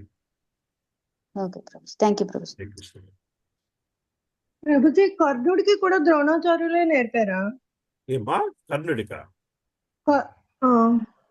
కర్ణుడు ద్రోణాచార్యుల నుంచి వచ్చినవాడు కాదు కదమ్మా. భీష్ముడి దగ్గర నేర్చుకుంటాడు విలువిద్య. పరశురాముడి దగ్గర నేర్చుకుంటాడు. అలా కర్ణుడు వేరు ట్రాక్ లో వస్తాడు. నెక్స్ట్ శ్లోకం 4వ శ్లోకం ఎవరు చదువుతున్నారు? ఇంకెవరిని చదువుతారమ్మా? చదవచ్చా? ఇంకెవరిని చదువుతారేమో చూద్దాం. హరే కృష్ణ. నేను చదువుతానండి, కాకపోతే వాళ్ళంత పర్ఫెక్ట్ నో చదవలేను. ఇష్యూ ప్రభు. విక్రమ్ ప్రభు, నాకు సరిగ్గా రాదు, పర్వాలేదు, చదవండి. మేము ఒకప్పుడు అలా చదివిన వాళ్ళమే ప్రభుజీ. సరే సరే. యా. అత్ర శూరా మహేశ్వాస భీమార్జున సమాయుధి యుయుధానో విరాటశ్చ ద్రుపదశ్చ మహారథః. ఈ సైన్యమునందు భీమార్జునులతో సమానముగా యుద్ధము చేయగల శూరులైన ధనుర్ధరులు పెక్కురు గలరు. ఆ, యుయు యుయుధానుడు, విరాటుడు, ద్రుపదుడు మొదలగు వారు అటువంటి మహాయోధుడు. Here is the army are many heroic bowmen equal in fighting to Bhima and Arjuna. Great fighters like Yuyudhana, Virata and Drupada. Hare Krishna. Thank you Prabhu. So ఇంకా ఇంకొకళ్ళు చదవగలరా? 2 people. నేను చదువుతాను ప్రభుజీ. అత్ర శూరా మహేశ్వాస భీమార్జున సమాయుధి యుయుధానో విరాటశ్చ ద్రుపదశ్చ మహారథః. ఈ సైన్యమునందు భీమార్జునులతో సమానముగా యుద్ధము చేయగల సూరులైన ధనుర్ధరులు పెక్కురు కలరు. యుయుధానుడు, విరాటుడు, ద్రుపదుడు మొదలగు వారు అటువంటి మహాయోధుడు. నెక్స్ట్ ఫ్యూ శ్లోకాస్ యుద్ధంలో ఎవరెవరు ఉన్నారో వాళ్ళ పేర్లు చదువుకుంటూ వస్తున్నారు. ఈ సైన్యమునందు మళ్ళీ ఒక దృష్టద్యుమ్నుడే కాదు, ఆ సైన్యమునందు భీముడు అర్జునుడితో మళ్ళీ వాళ్ళిద్దరే కాదు, వాళ్ళతో సమానముగా యుద్ధము చేయగల సూర్యులు చాలా మంది ఉన్నారు. ధనుర్ధరులు పెక్కురు కలరు. యుయుధానుడు అంటే నీ శిష్యుల తాలూకు శక్తి నీకు తెలుసు, కానీ అంతేకాదు నీ శిష్యుల శక్తితో సమానవంతమైన వీరులు చాలా మంది ఉన్నారు. యుయుధానుడు, విరాటుడు, ద్రుపదుడు కూడా మొదలగు వారు అందరూ మళ్ళీ శిష్యులుతో సమానమైన వాళ్ళు. మళ్ళీ ద్రుపదుడి పేరు తీసుకొస్తున్నాడు. దృష్టజమ్నుడి పేరు అయిపోయింది, ఇప్పుడు ద్రుపదుడి పేరు చెప్తున్నాడు. నీ ప్రియ శత్రువు కూడా అందులోనే ఉన్నాడయ్యా. యుయుధానుడు అంటే ఎవరికైనా తెలుసమ్మా? తెలియదమ్మా, అదే ఆలోచిస్తున్నాం. అక్కడ అర్థం కూడా ఇవ్వలేదు. యుయుధానుడు అంటే సాత్వికి. సాత్వికి మరో పేరు. సాత్వికి అంటే మళ్ళీ కృష్ణుడి వంశంలోని విష్ణు వంశంలోని రాజు. సుమారుగా కృష్ణుడికి తమ్ముడు వరుసగా అవుతాడు సాత్వికి. కృష్ణుడు బలరాముడు మాయాబజార్ సినిమాలో వస్తాడు కదా ఆ క్యారెక్టర్ సాత్వికి. ఆ సాత్వికి విరాట్ రాజు తెలుసు. అందుకే అర్జునుడికి వియ్యంకుడు వరుస అవుతాడు విరాట్. ఉత్తరను పెళ్లి అభిమన్యుడు పెళ్లి చేసుకోవడం వలన. అలాగే ద్రౌపది అర్జునుడి మామ. ఇటువంటి మహాయోధులందరూ కూడా చాలా మంది ఉన్నారయ్యా అని చెప్పుకొస్తున్నాడు. యుద్ధ విజయంతో ద్రోణాచార్యుని గొప్ప శక్తి దృష్ట్యా దృష్టజ్యుముడు ముఖ్యమైన అవరోధం కాకుండాను, శక్తి దృష్ట్యా ముఖ్యమైన అవరోధం కాకుండాను భయమునకు కారణమైన వారు పెక్కువారు కలరు. విజయ పదములో వారు గొప్ప అవరోధముల వంటి వారిని దుర్యోధనుడు తెలియజేయించినారు. వారిలో ప్రతి ఒక్కరును భీముడు మరియు అర్జునుడు వలె నిరోధింప శక్యము కాని వారు ఒకటియే అందుకు కారణం. భీమార్జునుల శక్తిని తెలిసి ఉండటి చేతనే ఇతరులను వారితో అతడు పోల్చి చూపాను. సో ద్రోణాచార్యుడికి తెలుసు, దుర్యోధనుడికి తెలుసు భీముడు తాలూకా అర్జునుడి తాలూకా శక్తి. అందుకని చెప్పి వాళ్ళతోని పోలుస్తున్నాడు మిగతా వాళ్ళని కూడా అంత గొప్ప యోధులయ్యా, వాళ్ళందరితోని కలిసి ఉండే ఆ రాజ్యం. So this is like telling ఒక ప్రాజెక్ట్ మేనేజ్మెంట్ లెసన్స్ మాట. ఇవి ప్రాజెక్ట్ని అసైన్ చేస్తున్నప్పుడు ఆ ప్రాజెక్ట్ లో ఉన్న లోటుపాట్లు, ఆ ప్రాజెక్ట్ లో ఉన్న స్ట్రెంగ్త్, ఆ ప్రాజెక్ట్ లీడర్ని ఎలా మోటివేట్ చేయడము ఈ శ్లోకాలు నిజంగా ఎక్స్ప్లెయిన్ చేసుకుంటూ వస్తాయి. This is what the issues with this project, but at the same time you're a great man, you can do it. నువ్వే కాదు నీతో పాటు చాలా మంది ఉన్నారు నీ టీంలో గొప్పవాళ్ళు అని చెప్పుకుంటూ వస్తున్నాడు దుర్యోధనుడు. అతన్ని ఛాలెంజ్ అతని దగ్గర పెట్టాడు. తర్వాత ఆ ప్రాజెక్ట్ లో ఉన్న ప్రాబ్లమ్స్ అన్ని చెప్పుకొస్తున్నాడు. ఆ తర్వాత ఇతనికి ఉన్న స్ట్రెంగ్త్స్ ఏంటో చెప్పుకొస్తూ ఉంటాడు. రైట్, నెక్స్ట్ శ్లోకానికి వచ్చేసరికి ద్రోణాచార్యుడికి గెలవడానికి ఉన్న స్ట్రెంగ్త్స్ ఏంటో చెప్పుకొస్తూ ఉంటాడు. ఒక చిన్న క్వశ్చన్. చెప్పండి ప్రభు. యుయుధానుడు కృష్ణుడి ఆర్మీలో ఉండే మనిషి అండి, లేకపోతే సెపరేట్ గా వేరే? కృష్ణుడు ఆర్మీలో వ్యక్తి కాదు, ఎందుకంటే కృష్ణుడు ఆర్మీ నారాయణ సేన అంతా ఇచ్చేసాడు. బట్ ఆ వంశానికి చెందినవాడు. ఓకే, సేమ్ ఒకటే వంశం నుంచి వచ్చిన వ్యక్తులు. సో యుద్ధం టైంలోని బలరాముడు బలరాముడు కృష్ణుడు ఆర్మీలో కాదు. Balarama has full freedom to choose which ever way he wants. Same things. అవును. సాత్వికి కూడా అదే ఫ్రీడమ్ ఉంది. ఇటువైపు కావాలంటే అటువైపు చూస్ చేసుకునే ఫ్రీడమ్ ఉంది. బలరాముడు ఓకే. ఇటువైపు చూస్ చేసుకోలేదు. నాకు యుద్ధంతో అవును. సంబంధం లేదు అని వెళ్ళిపోయిన వాళ్ళలోని బలరాముడు ఒకడు, విదురుడు ఒకడు. ఇలా కొంతమందికి వీళ్ళు యుద్ధంతో మాకు పని లేదు అని చెప్పేసి వెళ్ళిపోతారు. కానీ సాత్వికి మాత్రము ఆ పాండవ సైడ్ యుద్ధం చేస్తున్నారు బేసిక్. ఓకే. సంజయుడు థ్యాంక్స్. యుద్ధం చేయలేదా ప్రభుజీ? సంజయుడు ధృతరాష్ట్రుడి తాలూకా సారథి అమ్మ. సంజయుడు ధృతరాష్ట్రుడి తాలూకా సారథి. ధృతరాష్ట్రుడు అంటే ఎక్కడికైనా ఆయన వెళ్ళాడు, యుద్ధంలో లేడు. యుద్ధానికి అయితే లేడు, యుద్ధంలో లేడు. సంజయుడు ధృతరాష్ట్రుడి సారథి. ధృతరాష్ట్రుడిని యాక్చువల్గా మహాభారతంలోకి వచ్చేసరికి కృష్ణుడు రాయబారం ఇదంతా అయిపోయిన తర్వాత వ్యాసుడు వచ్చి చెప్తాడు ధృతరాష్ట్రుడికి యుద్ధం చెయ్యొద్దు, యుద్ధాన్ని ఆపమని. వ్యాసుడు కూడా వచ్చి చెప్తాడు. జస్ట్ ఇంక ఈ శ్లోకాలకు కొన్ని శ్లోకాల ముందే వస్తుంది అనుకుంటా అది. వ్యాసుడు చెప్పినా ధృతరాష్ట్రుడు వినడు. నువ్వు ఎంతమంది చెప్పినా వినట్లేదని చెప్పి వ్యాసుడు కూడా పంపిస్తాడు. వ్యాసుడు అయితే సరే, అయితే నీ కర్మ, కనీసం యుద్ధంలో ఏం జరుగుతుందో చూడు అని చెప్పి అప్పుడు సంజయుని అక్కడ కూర్చోబెట్టి సంజయుడికి ఆ శక్తి ఇస్తాడు వ్యాసుడు. నువ్వు నువ్వు ఏం జరుగుతుందో ధృతరాష్ట్రుడికి చెప్పు, ఇప్పటికైనా పరివర్తన వస్తుందేమో అని. ఆ విధంగా సంజయుడికి ఆ శక్తి వస్తుంది. అలాగే వ్యాసుడు పేరు కూడా, పేరు ఎలా వచ్చిందమ్మా? ఎవరికైనా ఐడియా ఉందా? వ్యాసుడు, వ్యాస అంటే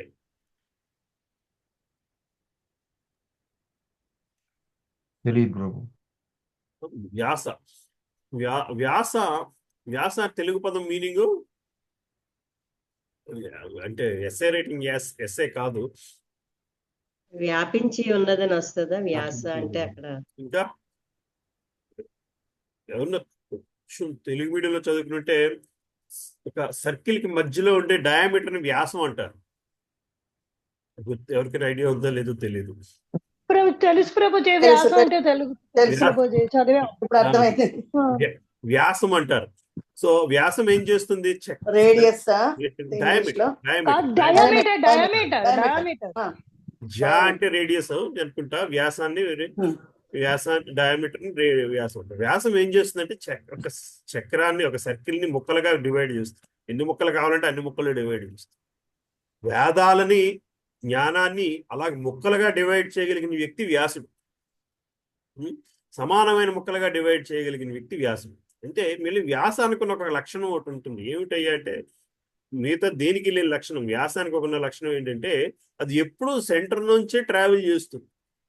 నువ్వు పురాణాలని వీటిని ఎన్ని ముక్కలు చేసినా సరే ఆ సెంటర్ భగవంతుని మాత్రం అట్లాగే నిలబెట్టగలిగేది వ్యాసము. అటువంటి వ్యక్తి వ్యాసుడు. ఎన్ని విధాలుగా ముక్కలు చేసిన జ్ఞానాన్ని మధ్యలో శ్రీకృష్ణ పరమాత్మని నిలబెట్టగలిగేడు వ్యక్తి. అందుకని ఆ వ్యాసుడికి వ్యాస అన్న పదంలోంచి వచ్చింది వ్యక్తి వ్యాసు. ఎనివే, అది వేరే విషయం. సో వ్యాసుడు కూడా వచ్చి ధృతరాష్ట్రుడికి చెప్తాడు. ధృతరాష్ట్రుడు ఆ మాట వినడు. వినకపోయిన తర్వాత అప్పుడు సంజయుని కూర్చోబెట్టి, నువ్వు యుద్ధం అసలు ఏం జరుగుతుందో ఇక్కడ ఎక్స్ప్లెయిన్ చెయ్యి అని చెప్పి సంజయుడికి ఆ వరం ఇచ్చి కూర్చోబెడతాడు. ఎనివే, సంజయుడు యుద్ధం చేయలేదమ్మా. Answer your question. 1.5 శ్లోకం ఎవరు చదువుతారు? ఎవరు చదువుతారా? Everybody should try. ఏమ్మా? సారీ, చదవనా? సరే చదువు. వాళ్ళు ఎవరైనా కొత్త వాళ్ళు చదువుతారంటే ఓకే. చదువు. హరే కృష్ణ. 5వ శ్లోకం. పృష్టకేతుశ్చేకితానః కాశీరాజస్య వీర్యవాన్ పురుజిత్ కుంతి భోజశ్చ శైవ్యశ్చ నరపుంగవః. అనువాదము. దృష్టకేతువు, చేకితానుడు, కాశీరాజు, పురుజిత్తుడు, కుంతిభోజుడు, శైభ్యుడు వంటి సూరులైన మహాయోధులను అందున్నారు. హరే కృష్ణ. ఇంకా ఇంకొకరు ఎవరు చదువుతారా? నేను చదవనా ప్రభుజీ? అమ్మా ఎవరు? ఒక ప్రియా మాతాజీనా ఎవరు ఆన్లైన్ వచ్చారు? చదువుతారా? విజయ చదువుతా ఉన్నారు. చదవండి, మీరు చదవండి. నేను చదివాను. చదవండి. ఓకే. దృష్టకేతుశ్చేకితానః కాశీరాజస్య వీర్యవాన్ పురుజిత్ కుంతిభోజశ్చ శైవశ్చ నరపుంగవః. అనువాదము. దృష్టకేతువు, చేకితానుడు, కాశీరాజు, పురుజిత్తుడు, కుంతిభోజుడు, శైవ్యుడు వంటి శూరులైన మహాయోధులను అందున్నారు. ఇంకా 3 పేర్లు చెప్పుకొచ్చాడు కంటిన్యూషన్ బేసికల్గా. ఇంకా చాలా మంది గొప్ప గొప్ప రాజులందరూ అందులో ఉన్నారయ్యా అని చెప్పుకొస్తున్నాడు. మళ్ళీ ఎవరెవరు ఏ రాజు మనకు కావాలంటే some reference to this kings basically. దృష్టకేతువు శిశుపాలుడి కొడుకు. అతను శిశుపాలుడు కృష్ణుడికి ఎగినిస్ట్ గా ఉన్నా సరే దృష్టకేతువు మాత్రం పాండవ పక్షాన్ని యుద్ధం చేసుకొచ్చాడు.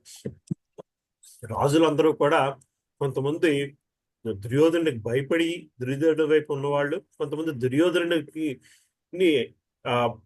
దుర్యోధనుడిని చంపాలి అన్న భావంతో పాండవుల వైపు నిల్చున్న వాళ్ళు. సరే యుద్ధం డిక్లేర్ చేస్తే, వరల్డ్ వార్ డిక్లేర్ చేసిన తర్వాత ఎలాగ రెండు టీమ్స్ కింద ప్రపంచం అంతా అయిపోతుందో అదే విధంగా సగం మంది పాండవుల వైపు, సగం మంది కౌరవుల వైపు విడిపోయారు బేసికల్ గా.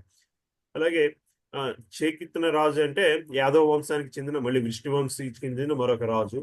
కాశీరాజు, కాశీని పరిపాలించిన రాజు. ఒక్కొక్కసారి కాశీరాజు ఎవరు అంటే మనకి కాశీ ఎంత గొప్పదంటే ఆ రాజు పేరు కంటే కాశీరాజు పేరు మీద వస్తూ ఉంటుంది. అలాగే మళ్ళీ నెక్స్ట్ పురోజితుడు, కుంతి భోజులు, వీళ్ళిద్దరూ కూడా కుంతి తాలూకా బ్రదర్స్ బేసికల్ గా. సైబ్యుడు ధర్మరాజు తాలూకా మామగారు. ద్రౌపది దేవి కాకుండా దేవికాదేవి అని ఒక భార్యని ధర్మరాజు కలిగి ఉన్నాడు. ఆమె తండ్రి సైబ్యుడు. ఇలాగా వీళ్ళందరూ కూడా పాండవుల వైపు ఉన్నారయ్యా అని చెప్పుకొస్తున్నాడు. సరే నెక్స్ట్ శ్లోకానికి వెళ్ళిపోదాం.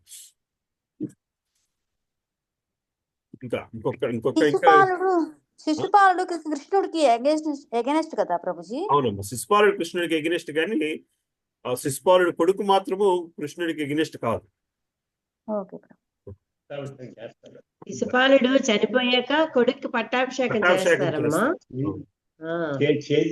చేజి దేశం అని ఆ దేశానికి రాజు కింద చేస్తే అప్పుడు అతను కృష్ణుడి పక్షం ఇటువైపే వస్తాడనమాట. సరే ఇంకెవరు చదువుతారా?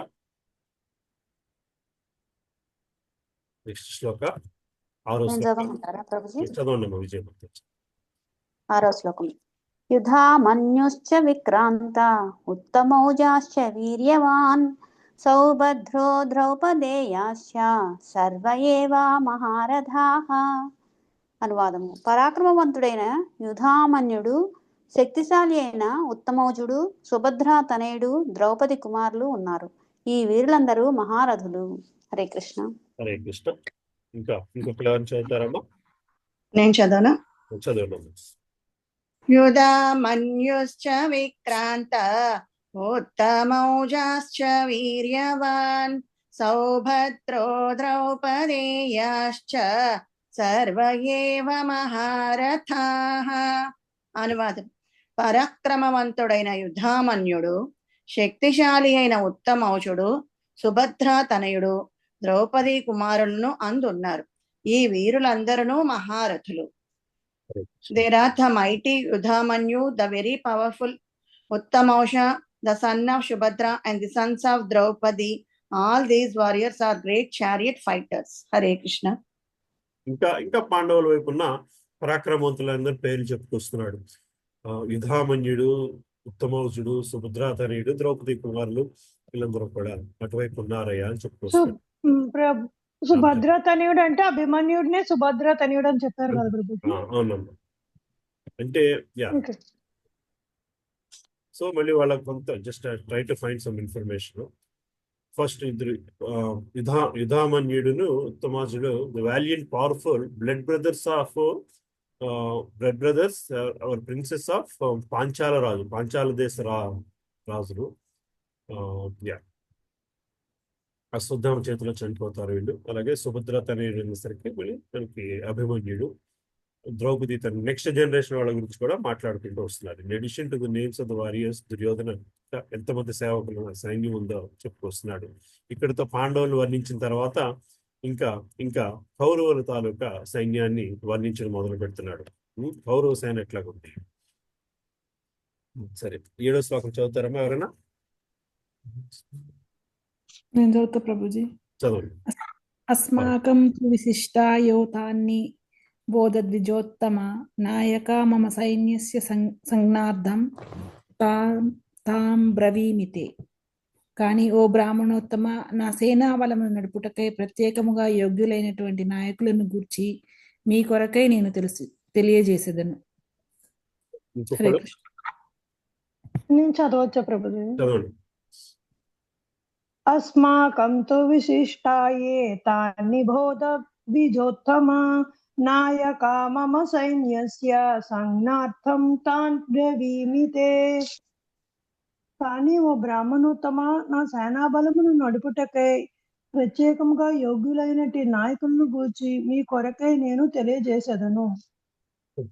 ఇప్పుడు వాళ్ళ సైన్యం గురించి విన్నారు. ఇప్పుడు మన సైన్యం గురించి నేను తెలియజేస్తున్నానయ్యా. మన సైన్యంలో ఎటువంటి వాళ్ళు ఉన్నారో అని చెప్పుకొస్తున్నాడు.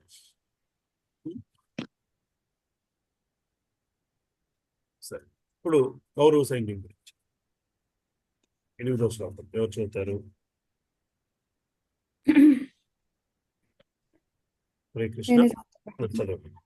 భవాన్ భీష్మశ్చ కర్ణశ్చ కృపశ్చ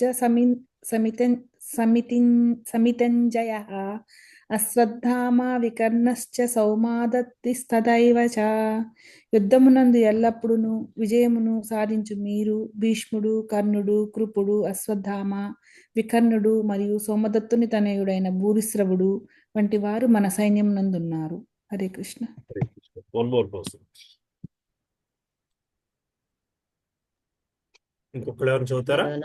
చదవండి. చదువు. భవాన్ భీష్మశ్చ కర్ణశ్చ కృపశ్చ సమితింజయః అశ్వత్థామా వికర్ణశ్చ సౌమదత్తిస్తథైవ చ.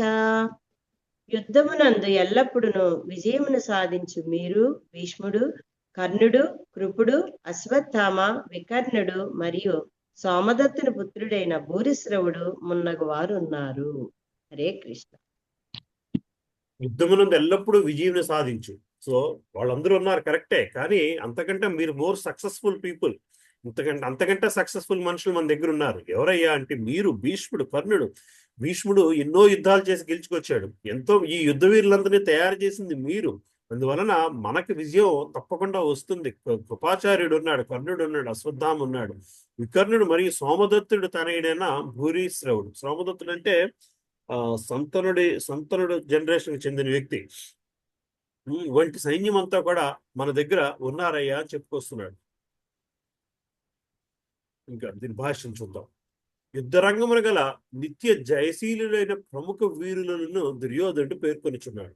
కర్ణుడు దుర్యోధనుడు సోదరుడు, అశ్వత్థామ ద్రోణాచార్యుని పుత్రుడు, సోమదత్తుడు లేదా భూరిశ్రవుడు బాహ్లీక రాజు తనయుడు.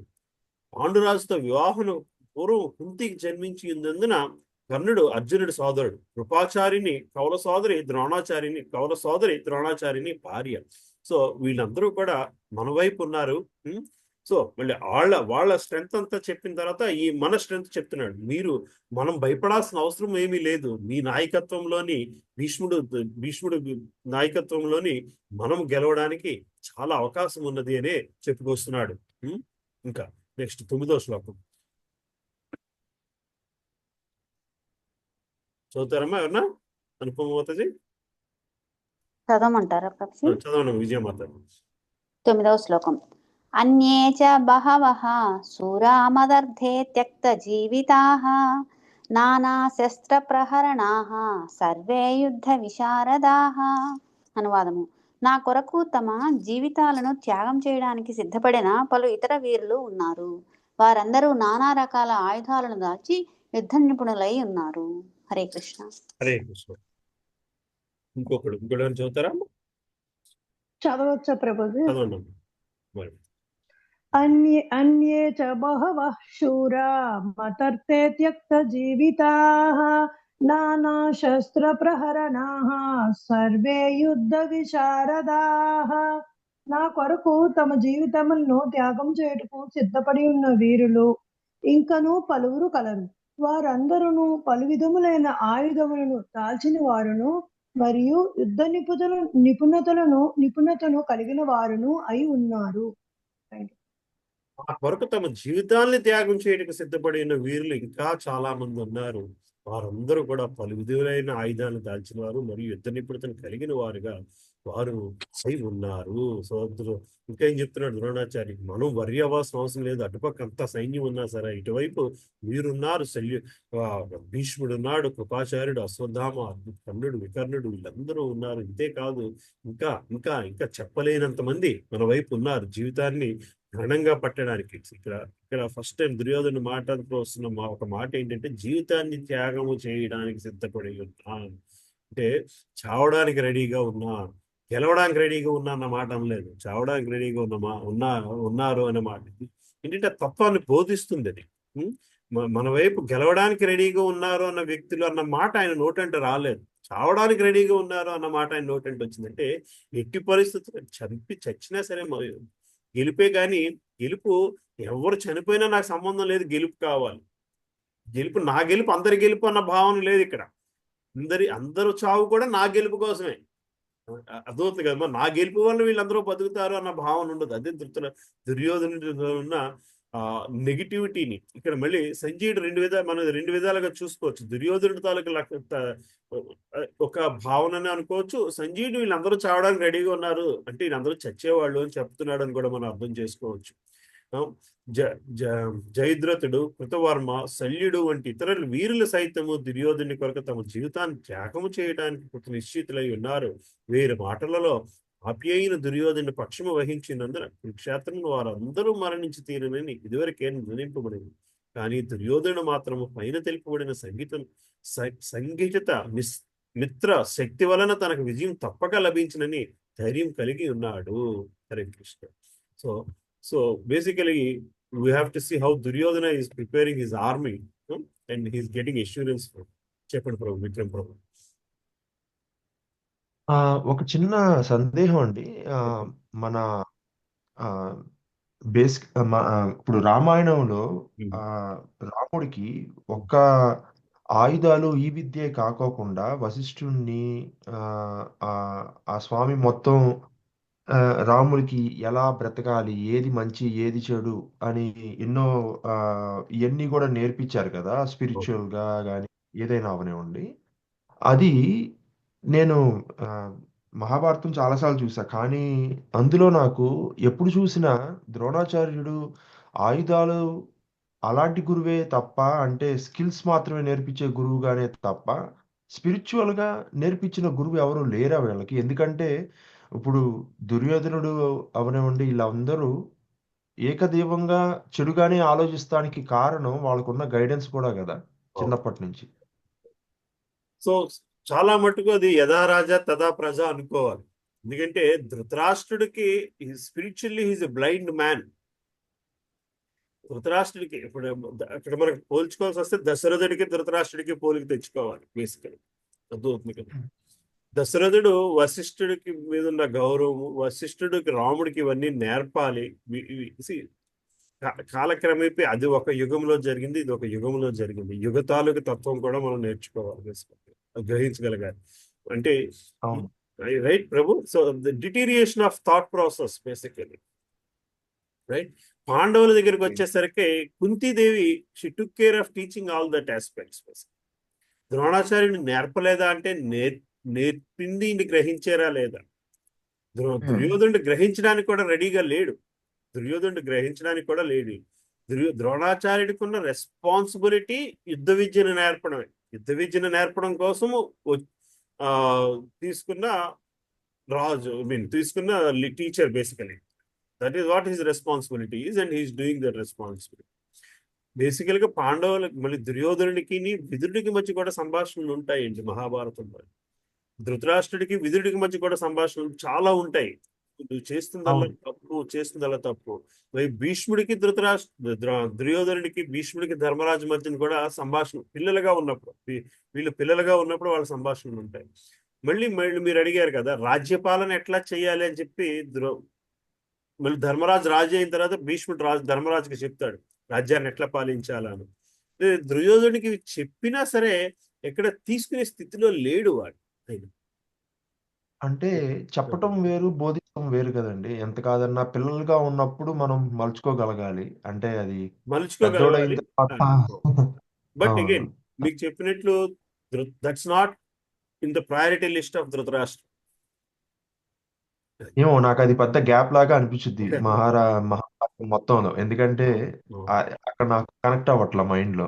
ఎలా అది ఇద్దరు ఒకే గురువు దగ్గరికి వెళ్ళారు, ధృతరాష్ట్రుడి దగ్గరికి. ఎంతో కొంత స్పిరిట్ చెప్పుంటారు కదా అన్నట్లు. మంచి బట్ చెడు మంచి చెడు అంటే తెలియాలి కొంత. అంటే అంటే ప్రభుజీ యుగాన్ని బట్టి యుగాన్ని త్రేతాయుగం కృష్ణుడిని భీష్ముడు అడుగుతాడు కదా, ఈ యుద్ధంలో జరిగిందంత ధర్మమేనా కృష్ణ అంటే అంతా ధర్మమే భీష్మ పితామహ అని అంటాడు. అప్పుడు భీష్ముడు ఎలా ధర్మం చెప్పు కృష్ణ అంటే ఇట్లా రాముడి టైంలో ఇలా అవ్వలేదు కదా అంటే అప్పుడు చెప్తాడు, ఇప్పుడు రావణుడు చెడ్డవాడైనా ఆయన బ్రదర్స్ అందరూ ఆపడానికి ట్రై చేస్తారు. సో ఇక్కడ ఇంత 100 మంది మీరందరూ ఆ దుర్యోధనుడు వాళ్ళనే మీరు ధర్మం వైపు కాకుండా ఇంతమంది దుష్టులు ఉన్నప్పుడు నేను ఇలానే చెయ్యాలి, ఇది ధర్మయుగం అని చెప్తాడు. అట్లా ఈ యుగంలో ధర్మం తక్కువ అని కొంచెం త్రేతాయుగం 4 పాదాల ఒక తాగుద్దాం. ఏం కాదనట్లేదండి, కానీ అది ఇప్పుడు 2024 లాగా కాదు కదా. ఎంత కాదన్నా డెఫినెట్ గా ఆ రోజుల్లో మంచి చెడు కానవాయితీ. అది ఎంత అందులో శకుని దృష్టితోనే చూశాడండి దుర్యోధనుడు లైఫ్ మొత్తం. తల్లిదండ్రులు ఇద్దరు అందులో ప్రతిదీ వాళ్ళు ఎక్స్ప్లెయిన్ చేసేది వేరు, ఇతని దృష్టితోనే చూడగలిగాడు, అంటే చూశాడు. అందుకనే అతనికి అంతా తప్పుగానే కనిపించింది.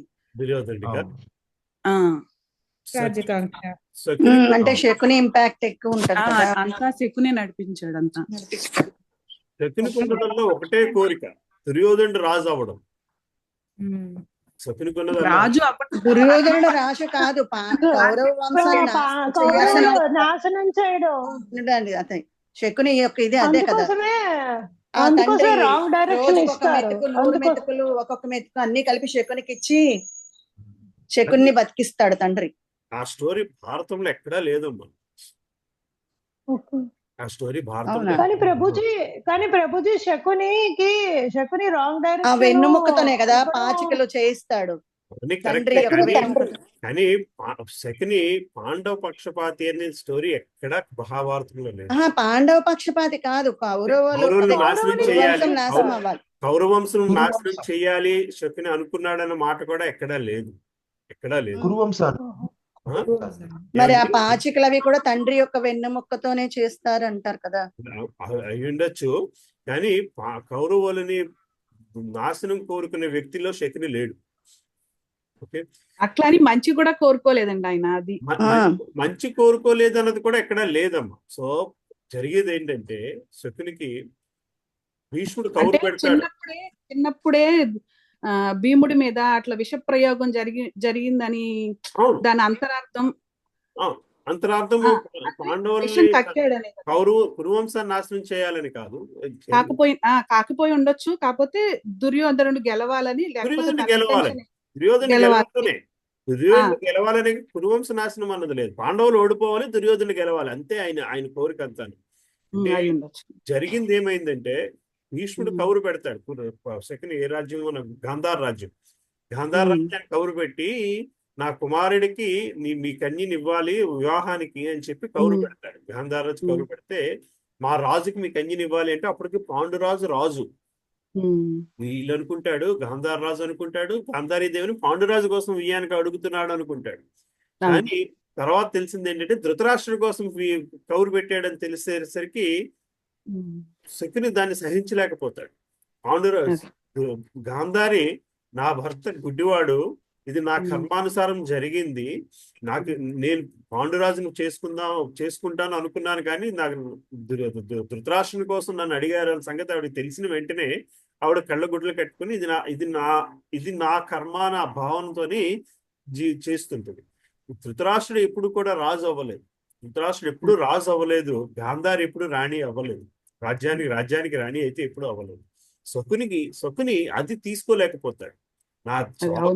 నా సోదరి ఎప్పటికీ రాణి కాలేదు, కనీసం రాజ్యమాత అవ్వాలి, కనీసము దుర్యోధనుడు రాజు అయ్యి రాజ్యమాత అన్న ఇదే ఖ్యాతైనా సంపాదించాలి, అందువల్ల దుర్యోధనుడిని గెలిపించాలి అనే ట్రై చేశాడు. కానీ కురువంశ నాశనానికి అనేది మాత్రం ఎక్కడా లేదు నాకు తెలిసినంత వరకు. ప్రభు క్వశ్చన్ అండి సుబ్బారావు గారు. లక్ష్మణ్ ప్రభు మన చెప్పండి. విక్రమ్ గారు అడిగిన దానికి మళ్ళీ బ్యాక్ టు ద పాయింట్ వెళ్తే ఒకసారి చెప్పండి. సరే, ఆ, ఈ వీళ్ళు దుర్యోధనుడు, ధృతరాష్ట్రుడు అంధుడు, దుర్యోధనుడు మూర్ఖుడు, సరే వీళ్ళందరి విషయం పక్కన పెట్టేస్తే మహాభారతంలో ఖచ్చితంగా ధర్మపక్షాలు ఉండేవాళ్ళు భీష్మ పితామహుడు లేకపోతే ద్రోణుడు, వీళ్ళకి తెలుసు కదా ధర్మం ఏంటి అని చెప్పి. ఎక్కడైనా మెన్షన్ చేశారండి అసలు వీళ్ళు ఎందుకు ఈ అధర్మం వైపు ఉండి ఎందుకు నిలబడ్డారు? అసలు వాళ్ళ వల్లే కదా ఆయన ధైర్యం. దుర్యోధనుడి ధైర్యం ఏంటంటే ఒకటి కర్ణుడు, మహా అయితే ఈ భీష్ముడు లేకపోతే ద్రోణుడు, ఇందాక చెప్పారు అశ్వత్థామ, వీళ్ళంతా అని చెప్పి. కానీ ఖచ్చితంగా వీళ్ళైతే ధర్మం తెలిసిన వాళ్ళు కదా. భీష్ముడికి ధర్మం ఏంటో తెలుసు. అదేనండి, అదే కదా ఆ సభలో అడుగుతుంది ద్రౌపది, అందరినీ క్వశ్చన్ చేస్తుంది ముందు. మీరింతరు ఎవరి ధర్మం వాళ్ళకి గొప్పదైపోయింది, అందుకని లొంగిపోయారు, వాళ్ళ ధర్మానికి వాళ్ళు లోబడ్డారు. ఎవరమ్మా ఇది ఐప్యాడ్ పేరుతో వచ్చింది? ఎవరు మాట్లాడుతున్నారు? నేను అనిత అండి. అనిత మాత సార్ చెప్పండి. సో సో చెప్పండి. సో వీళ్ళందరూ కూడా దుర్యోధనుడు చేస్తున్నది అధర్మము, దుర్యోధనుడు చేస్తున్నది అధర్మము. సో అలాగే అయితే దుర్యోధనుడు చెంత ఉన్నారు వీళ్ళు, అందుకోసం దుర్యోధనుడు పక్కన యుద్ధం చేస్తున్నారు. ఈ ప్రాసెస్ లో ఏం జరుగుతుంది? ధర్మం గెలుస్తుందని వాళ్ళకి తెలుసు. ద్రోణాచార్యుడికి, భీష్ముడికి దుర్యోధనుడి గెలిపించాలి అనే కంటే కూడా యుద్ధంలో దుర్యోధనుడు ఏం చెప్తే అది చెయ్యాలి. యుద్ధంలో దుర్యోధనుడు ఏం చెప్తే చేయాలి. They had no confusion that Pandavas will lose. అవతల పక్క కృష్ణుడు ఔన్నత్యం తెలిసిన వ్యక్తులు వీళ్ళందరూ కూడా, ధర్మం గెలుస్తుందని తెలుసు. ఈ నిమిషంలోని పాండవుల వైపు నిలబడితే వీళ్ళందరూ దుర్యోధనుడికి మంచి చెడు చెప్పిన వాళ్ళేనండి. వీళ్ళందరూ దుర్యోధనుడికి మంచి చెడు చెప్పిన వాళ్ళే. దుర్యోధన వీళ్ళే వెళ్ళి స్వయంగా యుద్ధంలో పాల్గొన్నారు కదా. యుద్ధంలో పాల్గొన్నారు. యుద్ధంలో ధర్మం తెలిసిన వాళ్ళు అధర్మానికి సపోర్ట్ చేసినట్టు కదా. ధర్మం తెలిసిన వాళ్ళు వెళ్ళి ఎట్లా యుద్ధం చేస్తారు? లక్ష్మణ్ అప్పుడు ఆయన రాజు కదా దుర్యోధనుడు, అప్పుడు అందుకు డ్యూటీ కాదండి. అందుకనే కృష్ణుడు, శ్రీకృష్ణుడు ప్రతి ఒక్కళ్ళకి వాళ్ళ అంటే భీష్ముడు అంపశయ్య మీదకి వెళ్లే ముందు చెప్తాడు, ఇదే క్వశ్చన్ ఆన్సర్ అన్నమాట. ద్రోణుడికి చెప్తాడు, కర్ణుడికి చెప్తాడు, అందరికి మీ తప్పులు ఎక్కడెక్కడ జరిగింది, మీ ధర్మం మీరు నిర్వర్తించారు, కానీ తప్పు ఎందుకు జరిగింది, ఎక్కడ జరిగింది అనే దానికి అందరికీ ఆన్సర్ వస్తుంది. So Prabhu, what is it they are going to gain by staying at Pandava side? They are going to be alive. వాళ్ళ లైఫ్ ఒకటే మిగులుతుంది. నాకు మీరు ఎక్కడో ప్రస్తావించారు కదా, శ్రీకృష్ణ వంశంలో యుయుధాయుడు ఎవరో ఒక ఆయన, బలరాముడు అయితే కనుక అసలు ఏ సైడ్ తీసుకోలేదు, కానీ యుయుధాయుడు అని ఆయన పాండవ సైడ్ తీసుకున్నారు అని చెప్పి అన్నారు కదా. They had the choice, but ద్రోణాచార్యుడికి, భీష్ముడికి ఆ చాయిస్ లేదు. ద్రోణాచార్యుడికి, భీష్ముడికి ఆ చాయిస్ లేదు. బికాస్ దే ఆర్ ఈ సైడ్ కూర్చుని ఉన్నారు కాబట్టి ఆ చాయిస్ లేకపోతే పోయింది. Exactly. So what is that they are gaining by staying and Pandava side is their own life at the cost. ఏమండి, యుద్ధంలో పాల్గొన్నాక ఎట్లాగూ ధర్మం గెలుస్తుంది కాబట్టి వీళ్ళు అధర్మం వైపు ఉన్నారు కాబట్టి వీళ్ళ లైఫ్ పోతుంది ఖచ్చితంగా. ధర్మం వైపు వీళ్ళ లైఫ్ పోవచ్చునేమో, ధర్మం వైపు లైఫ్ పోయినా గానీ ధర్మం కోసం పోయారనే పేరన్నా ఉంటది కదా. బట్ ఎగ్జాక్ట్లీ వాట్ ఈ side is right. Last minute jump చేసిన మాట వచ్చేస్తుంది వాళ్ళకి. అప్పుడు దాకా ఈ పక్షాన్ని ఉండి అంతే కదా ప్రభు. That exactly. దానికంటే కూడా చావు, at the end of it ధర్మం గెలుస్తుందని వాళ్ళకి తెలుసు. దుర్యోధనుడు చనిపోతాడు. మీకు ఈ 700 శ్లోకాలు అయిపోయిన తర్వాత కొన్ని శ్లోకాలు ఉంటాయి మహాభారతంలో. 700 శ్లోకాలు అయిపోయిన తర్వాత మొట్టమొదటి శ్లోకంలోని యుధిష్ఠిర మహారాజు, ధర్మరాజు ద్రోణాచార్యుడి దగ్గరికి వస్తూ ఉంటాడు. ధర్మరాజు ద్రోణాచార్యుడి దగ్గరికి వస్తూ ఉంటాడు. ఇంత పరీక్ష ఇది భగవద్గీత అయిపోయిన తర్వాత ఇప్పుడు ధర్మరాజు ద్రోణాచార్యుడి దగ్గరికి వెళ్ళి సరెండర్ అయిపోతాడా అని అనుకుంటూ ఉంటారంట పాండవులందరూ. మళ్ళీ కృష్ణుడు, అర్జునుడు అనుకుంటాడు మళ్ళీ కృష్ణుడు ధర్మరాజుకి ఈ బోధన చెయ్యాలా ఏమిటి అని. ద్రోణాచార్యుడి దగ్గరికి వెళ్ళి ధర్మరాజు అడిగిన ఫస్ట్ ప్రశ్న ఏంటంటే, నేను ఈ యుద్ధంలో గెలవాలి, నన్ను దీవించండి. అదవుతుంది కదా. మీరు మా గురువులు, నేను గురువులు దీవుల్ని తీసుకోవాలి యుద్ధం చేసే ముందు. అలాగే భీష్ముడి దగ్గరికి వెళ్ళి అడుగుతాడు, తాత నిన్ను నేను చంపడానికి నన్ను నువ్వు దీవించు అని అడుగుతాడు వెళ్ళి. ఎగ్జాక్ట్ వర్డింగ్స్ అవి. కృపాచార్యుని దగ్గరికి వెళ్ళి అడుగుతాడు. కృపాచార్యుడు చెప్తాడు, నువ్వు నా దీవెనలు తీసుకోలేకపోతే నువ్వు ఈ యుద్ధం గెలవడం కష్టము, నువ్వు నా దీవెనలు తీసుకున్నావు కాబట్టి నువ్వు నన్ను చంపేస్తావు, నువ్వు వరి కావాలి. అర్థమవుతుంది? నా దీవెన వల్లే నువ్వు నన్ను చంపేస్తావు అన్నట్టు చెప్తాడు ఆయన. ఇవన్నీ శ్లోకాలు కూడా ఉన్నాయండి. దీని exact after 700 the shlokas, that is the conversation Dharmaraju will have with all these leaders basically. So వీళ్ళకి కూడా they have the obligation of staying by their ruler, and they know the dharma will anyway take over their own lives. At that point, ఆ టైంకి వచ్చేసరికి నా జీవితం ధర్మం కంటే గొప్పది కాదు, కానీ నేను ఇటువైపు నిలబడాలి, దుర్యోధన వైపు నిలబడాలి. అది కూడా పార్ట్ ఆఫ్ దేర్ ధర్మమే. ధర్మంలో ధర్మం బేసిక్. ధర్మం వైపు నిలబడడం కూడా ధర్మం. చెప్పండి. స్వధర్మం అంటే అదే కదా ప్రభుజీ, స్వధర్మం చేయమని కృష్ణుడు మీ తప్పుగా అయినా మీ స్వధర్మాన్ని మీరు చేయాలి, ఇంకొకది మీరు చేయకండి అని చెప్తారు కదా. మనం స్వధర్మం గురించి అక్కడికి వచ్చిన డిస్కస్ చేద్దామమ్మా. ఎస్, స్వధర్మం ఇది స్వధర్మం కిందకి వస్తుందా లేదా అంటే అది debatable. Let us discuss. Vikram Prabhu question.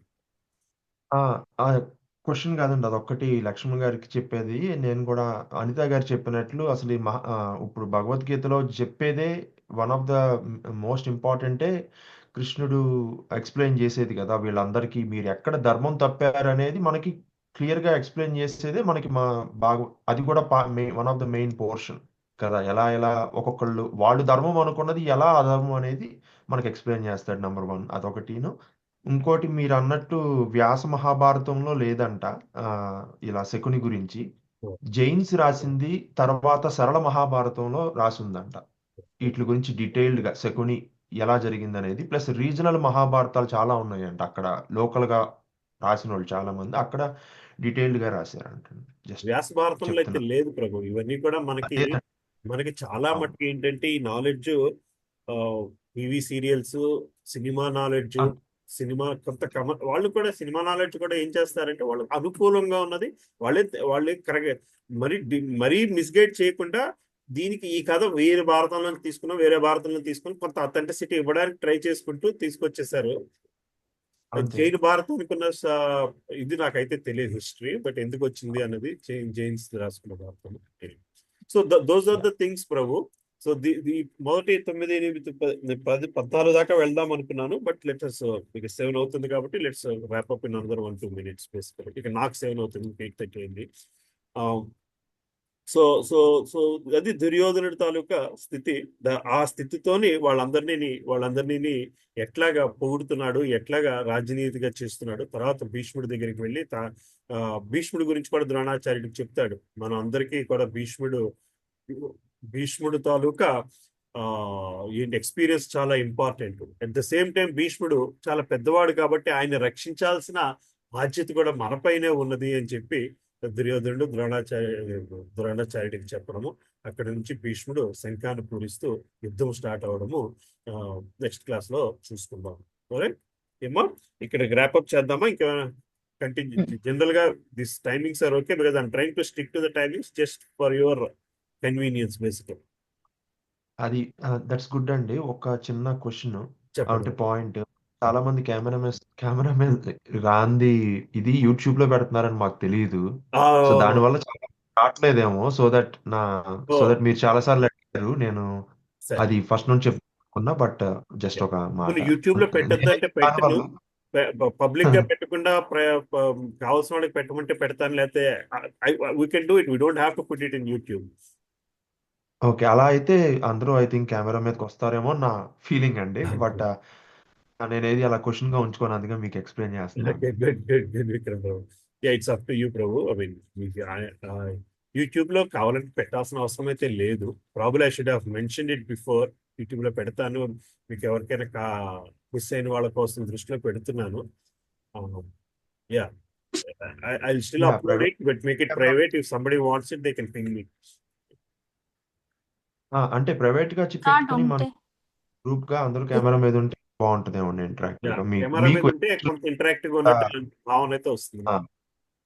Record ఉంటే ఒకవేళ మిస్ అయినా వినడానికి బాగుంటుందని. అవునమ్మా, మీరు మెసేజ్ పెడితే మీకు నేను పర్మిషన్ ఇవ్వగలుగుతాను. అది పబ్లిక్ చేయకుండా ఎవరికాలంటే వాళ్ళకి ప్రైవేట్ నిజంగా చేయాలి. ఎవరికైనా కన్సర్న్ ఉంటే ఏమో కానీ యూట్యూబ్ లో పెడితే ఇంకా ఎక్కువ మంది దాన్ని యూటిలైజేషన్ ఉపయోగించుకోగలరేమో అని అనుకుంటున్నానండి నేనైతే కనుక. ఐ డోంట్ నో, అదే ఐ డోంట్ నో. యూట్యూబ్ లో పెట్టడం వల్ల కన్సర్న్స్ సహజమే ఉండొచ్చు కొంతమందికి. యా, అంత రెస్పెక్ట్ ఆలోచించలేదు, చేయాలి. నేనైతే అంత ఆలోచించలేదు. So we can work it out either way. So if you're not, if majority wants it in YouTube and if camera మీరు ఆన్ చేయకపోయినా ఐఎమ్ ఓకే విత్ దట్. లేదు యూట్యూబ్ లోకి అసలు వద్దు అనుకున్నా సరే ఐఎమ్ ఓకే విత్ దట్. ఇంకా any other questions? Decide చేసేసి చెప్పండి. సరే నేను చెప్తాను విక్రమ్ ప్రభు. ఐ జస్ట్ గెట్ చాలా మంది సోషల్ లో కూడా ఫొటోస్ ప్రొఫైల్ లో పెట్టరు కదండి. సో అవును. టోటల్ వీడియోలో అంటే కొంచెం సరే ఇబ్బందిగా ఉండొచ్చు అన్నారు. I'll అందరి తరపున మాట్లాడట్లా, నా తరపు వరకు అయితే నేను మాట్లాడుతున్నా. I'll talk to a couple of people and then we'll go ahead. No issue. Thank Okay, any other questions? The flow, format and the speed, any concerns, let me know. Because we're still early stage. మొదట కాబట్టి మరి కొంచెం స్లోగా వెళ్ళింది. ఒక stage దాటి నుంచి will get into that mood and then it will move fast. At the end Prabhu కృష్ణుడు ధర్మాన్ని గెలిపించాలి అన్న భావన కంటే కూడా భగవద్గీత నుంచి మనం నేర్చుకోవాల్సింది భక్తి. భక్తి కోసమే చేయాలి. అర్జునుడు ధర్మం కోసం చేసిన యుద్ధం కంటే కూడా భక్తి కోసం చేసిన యుద్ధము అనేది మనం గ్రహించగలగాలి. ఎట్ ద ఎండ్ ధర్మం కోసం మొదటి నుంచి కూడా చెప్పొస్తున్నాను, అర్జునుడికి యుద్ధానికి మధ్య నిలిచింది భగవద్గీత. అంత యుద్ధము చేసి అర్జునుడు ఆ కర్మ అంటకుండా చేయగలిగింది ఎలాగా? నువ్వు ధర్మం కోసం చేసినా సరే కర్మ వస్తుంది, ధర్మం కోసం చేసినా కూడా కర్మ వస్తుంది. భక్తి కోసం చేస్తే మాత్రమే కర్మ అంటది. సో అది ఎట్లా జరిగింది అనేది మనం ముందు శ్లోకాల్లో మనం గ్రహించగలుగుతాం. 7 to 12 chapters are meant for that on. ఎట్లాగా అది ఒక రాజ్యం, ఒక ల్యాండ్ లిటిగేషన్ కాస్త భక్తి యుద్ధం ఎట్లాగైంది అన్నది. Right? ఇంకా any other questions?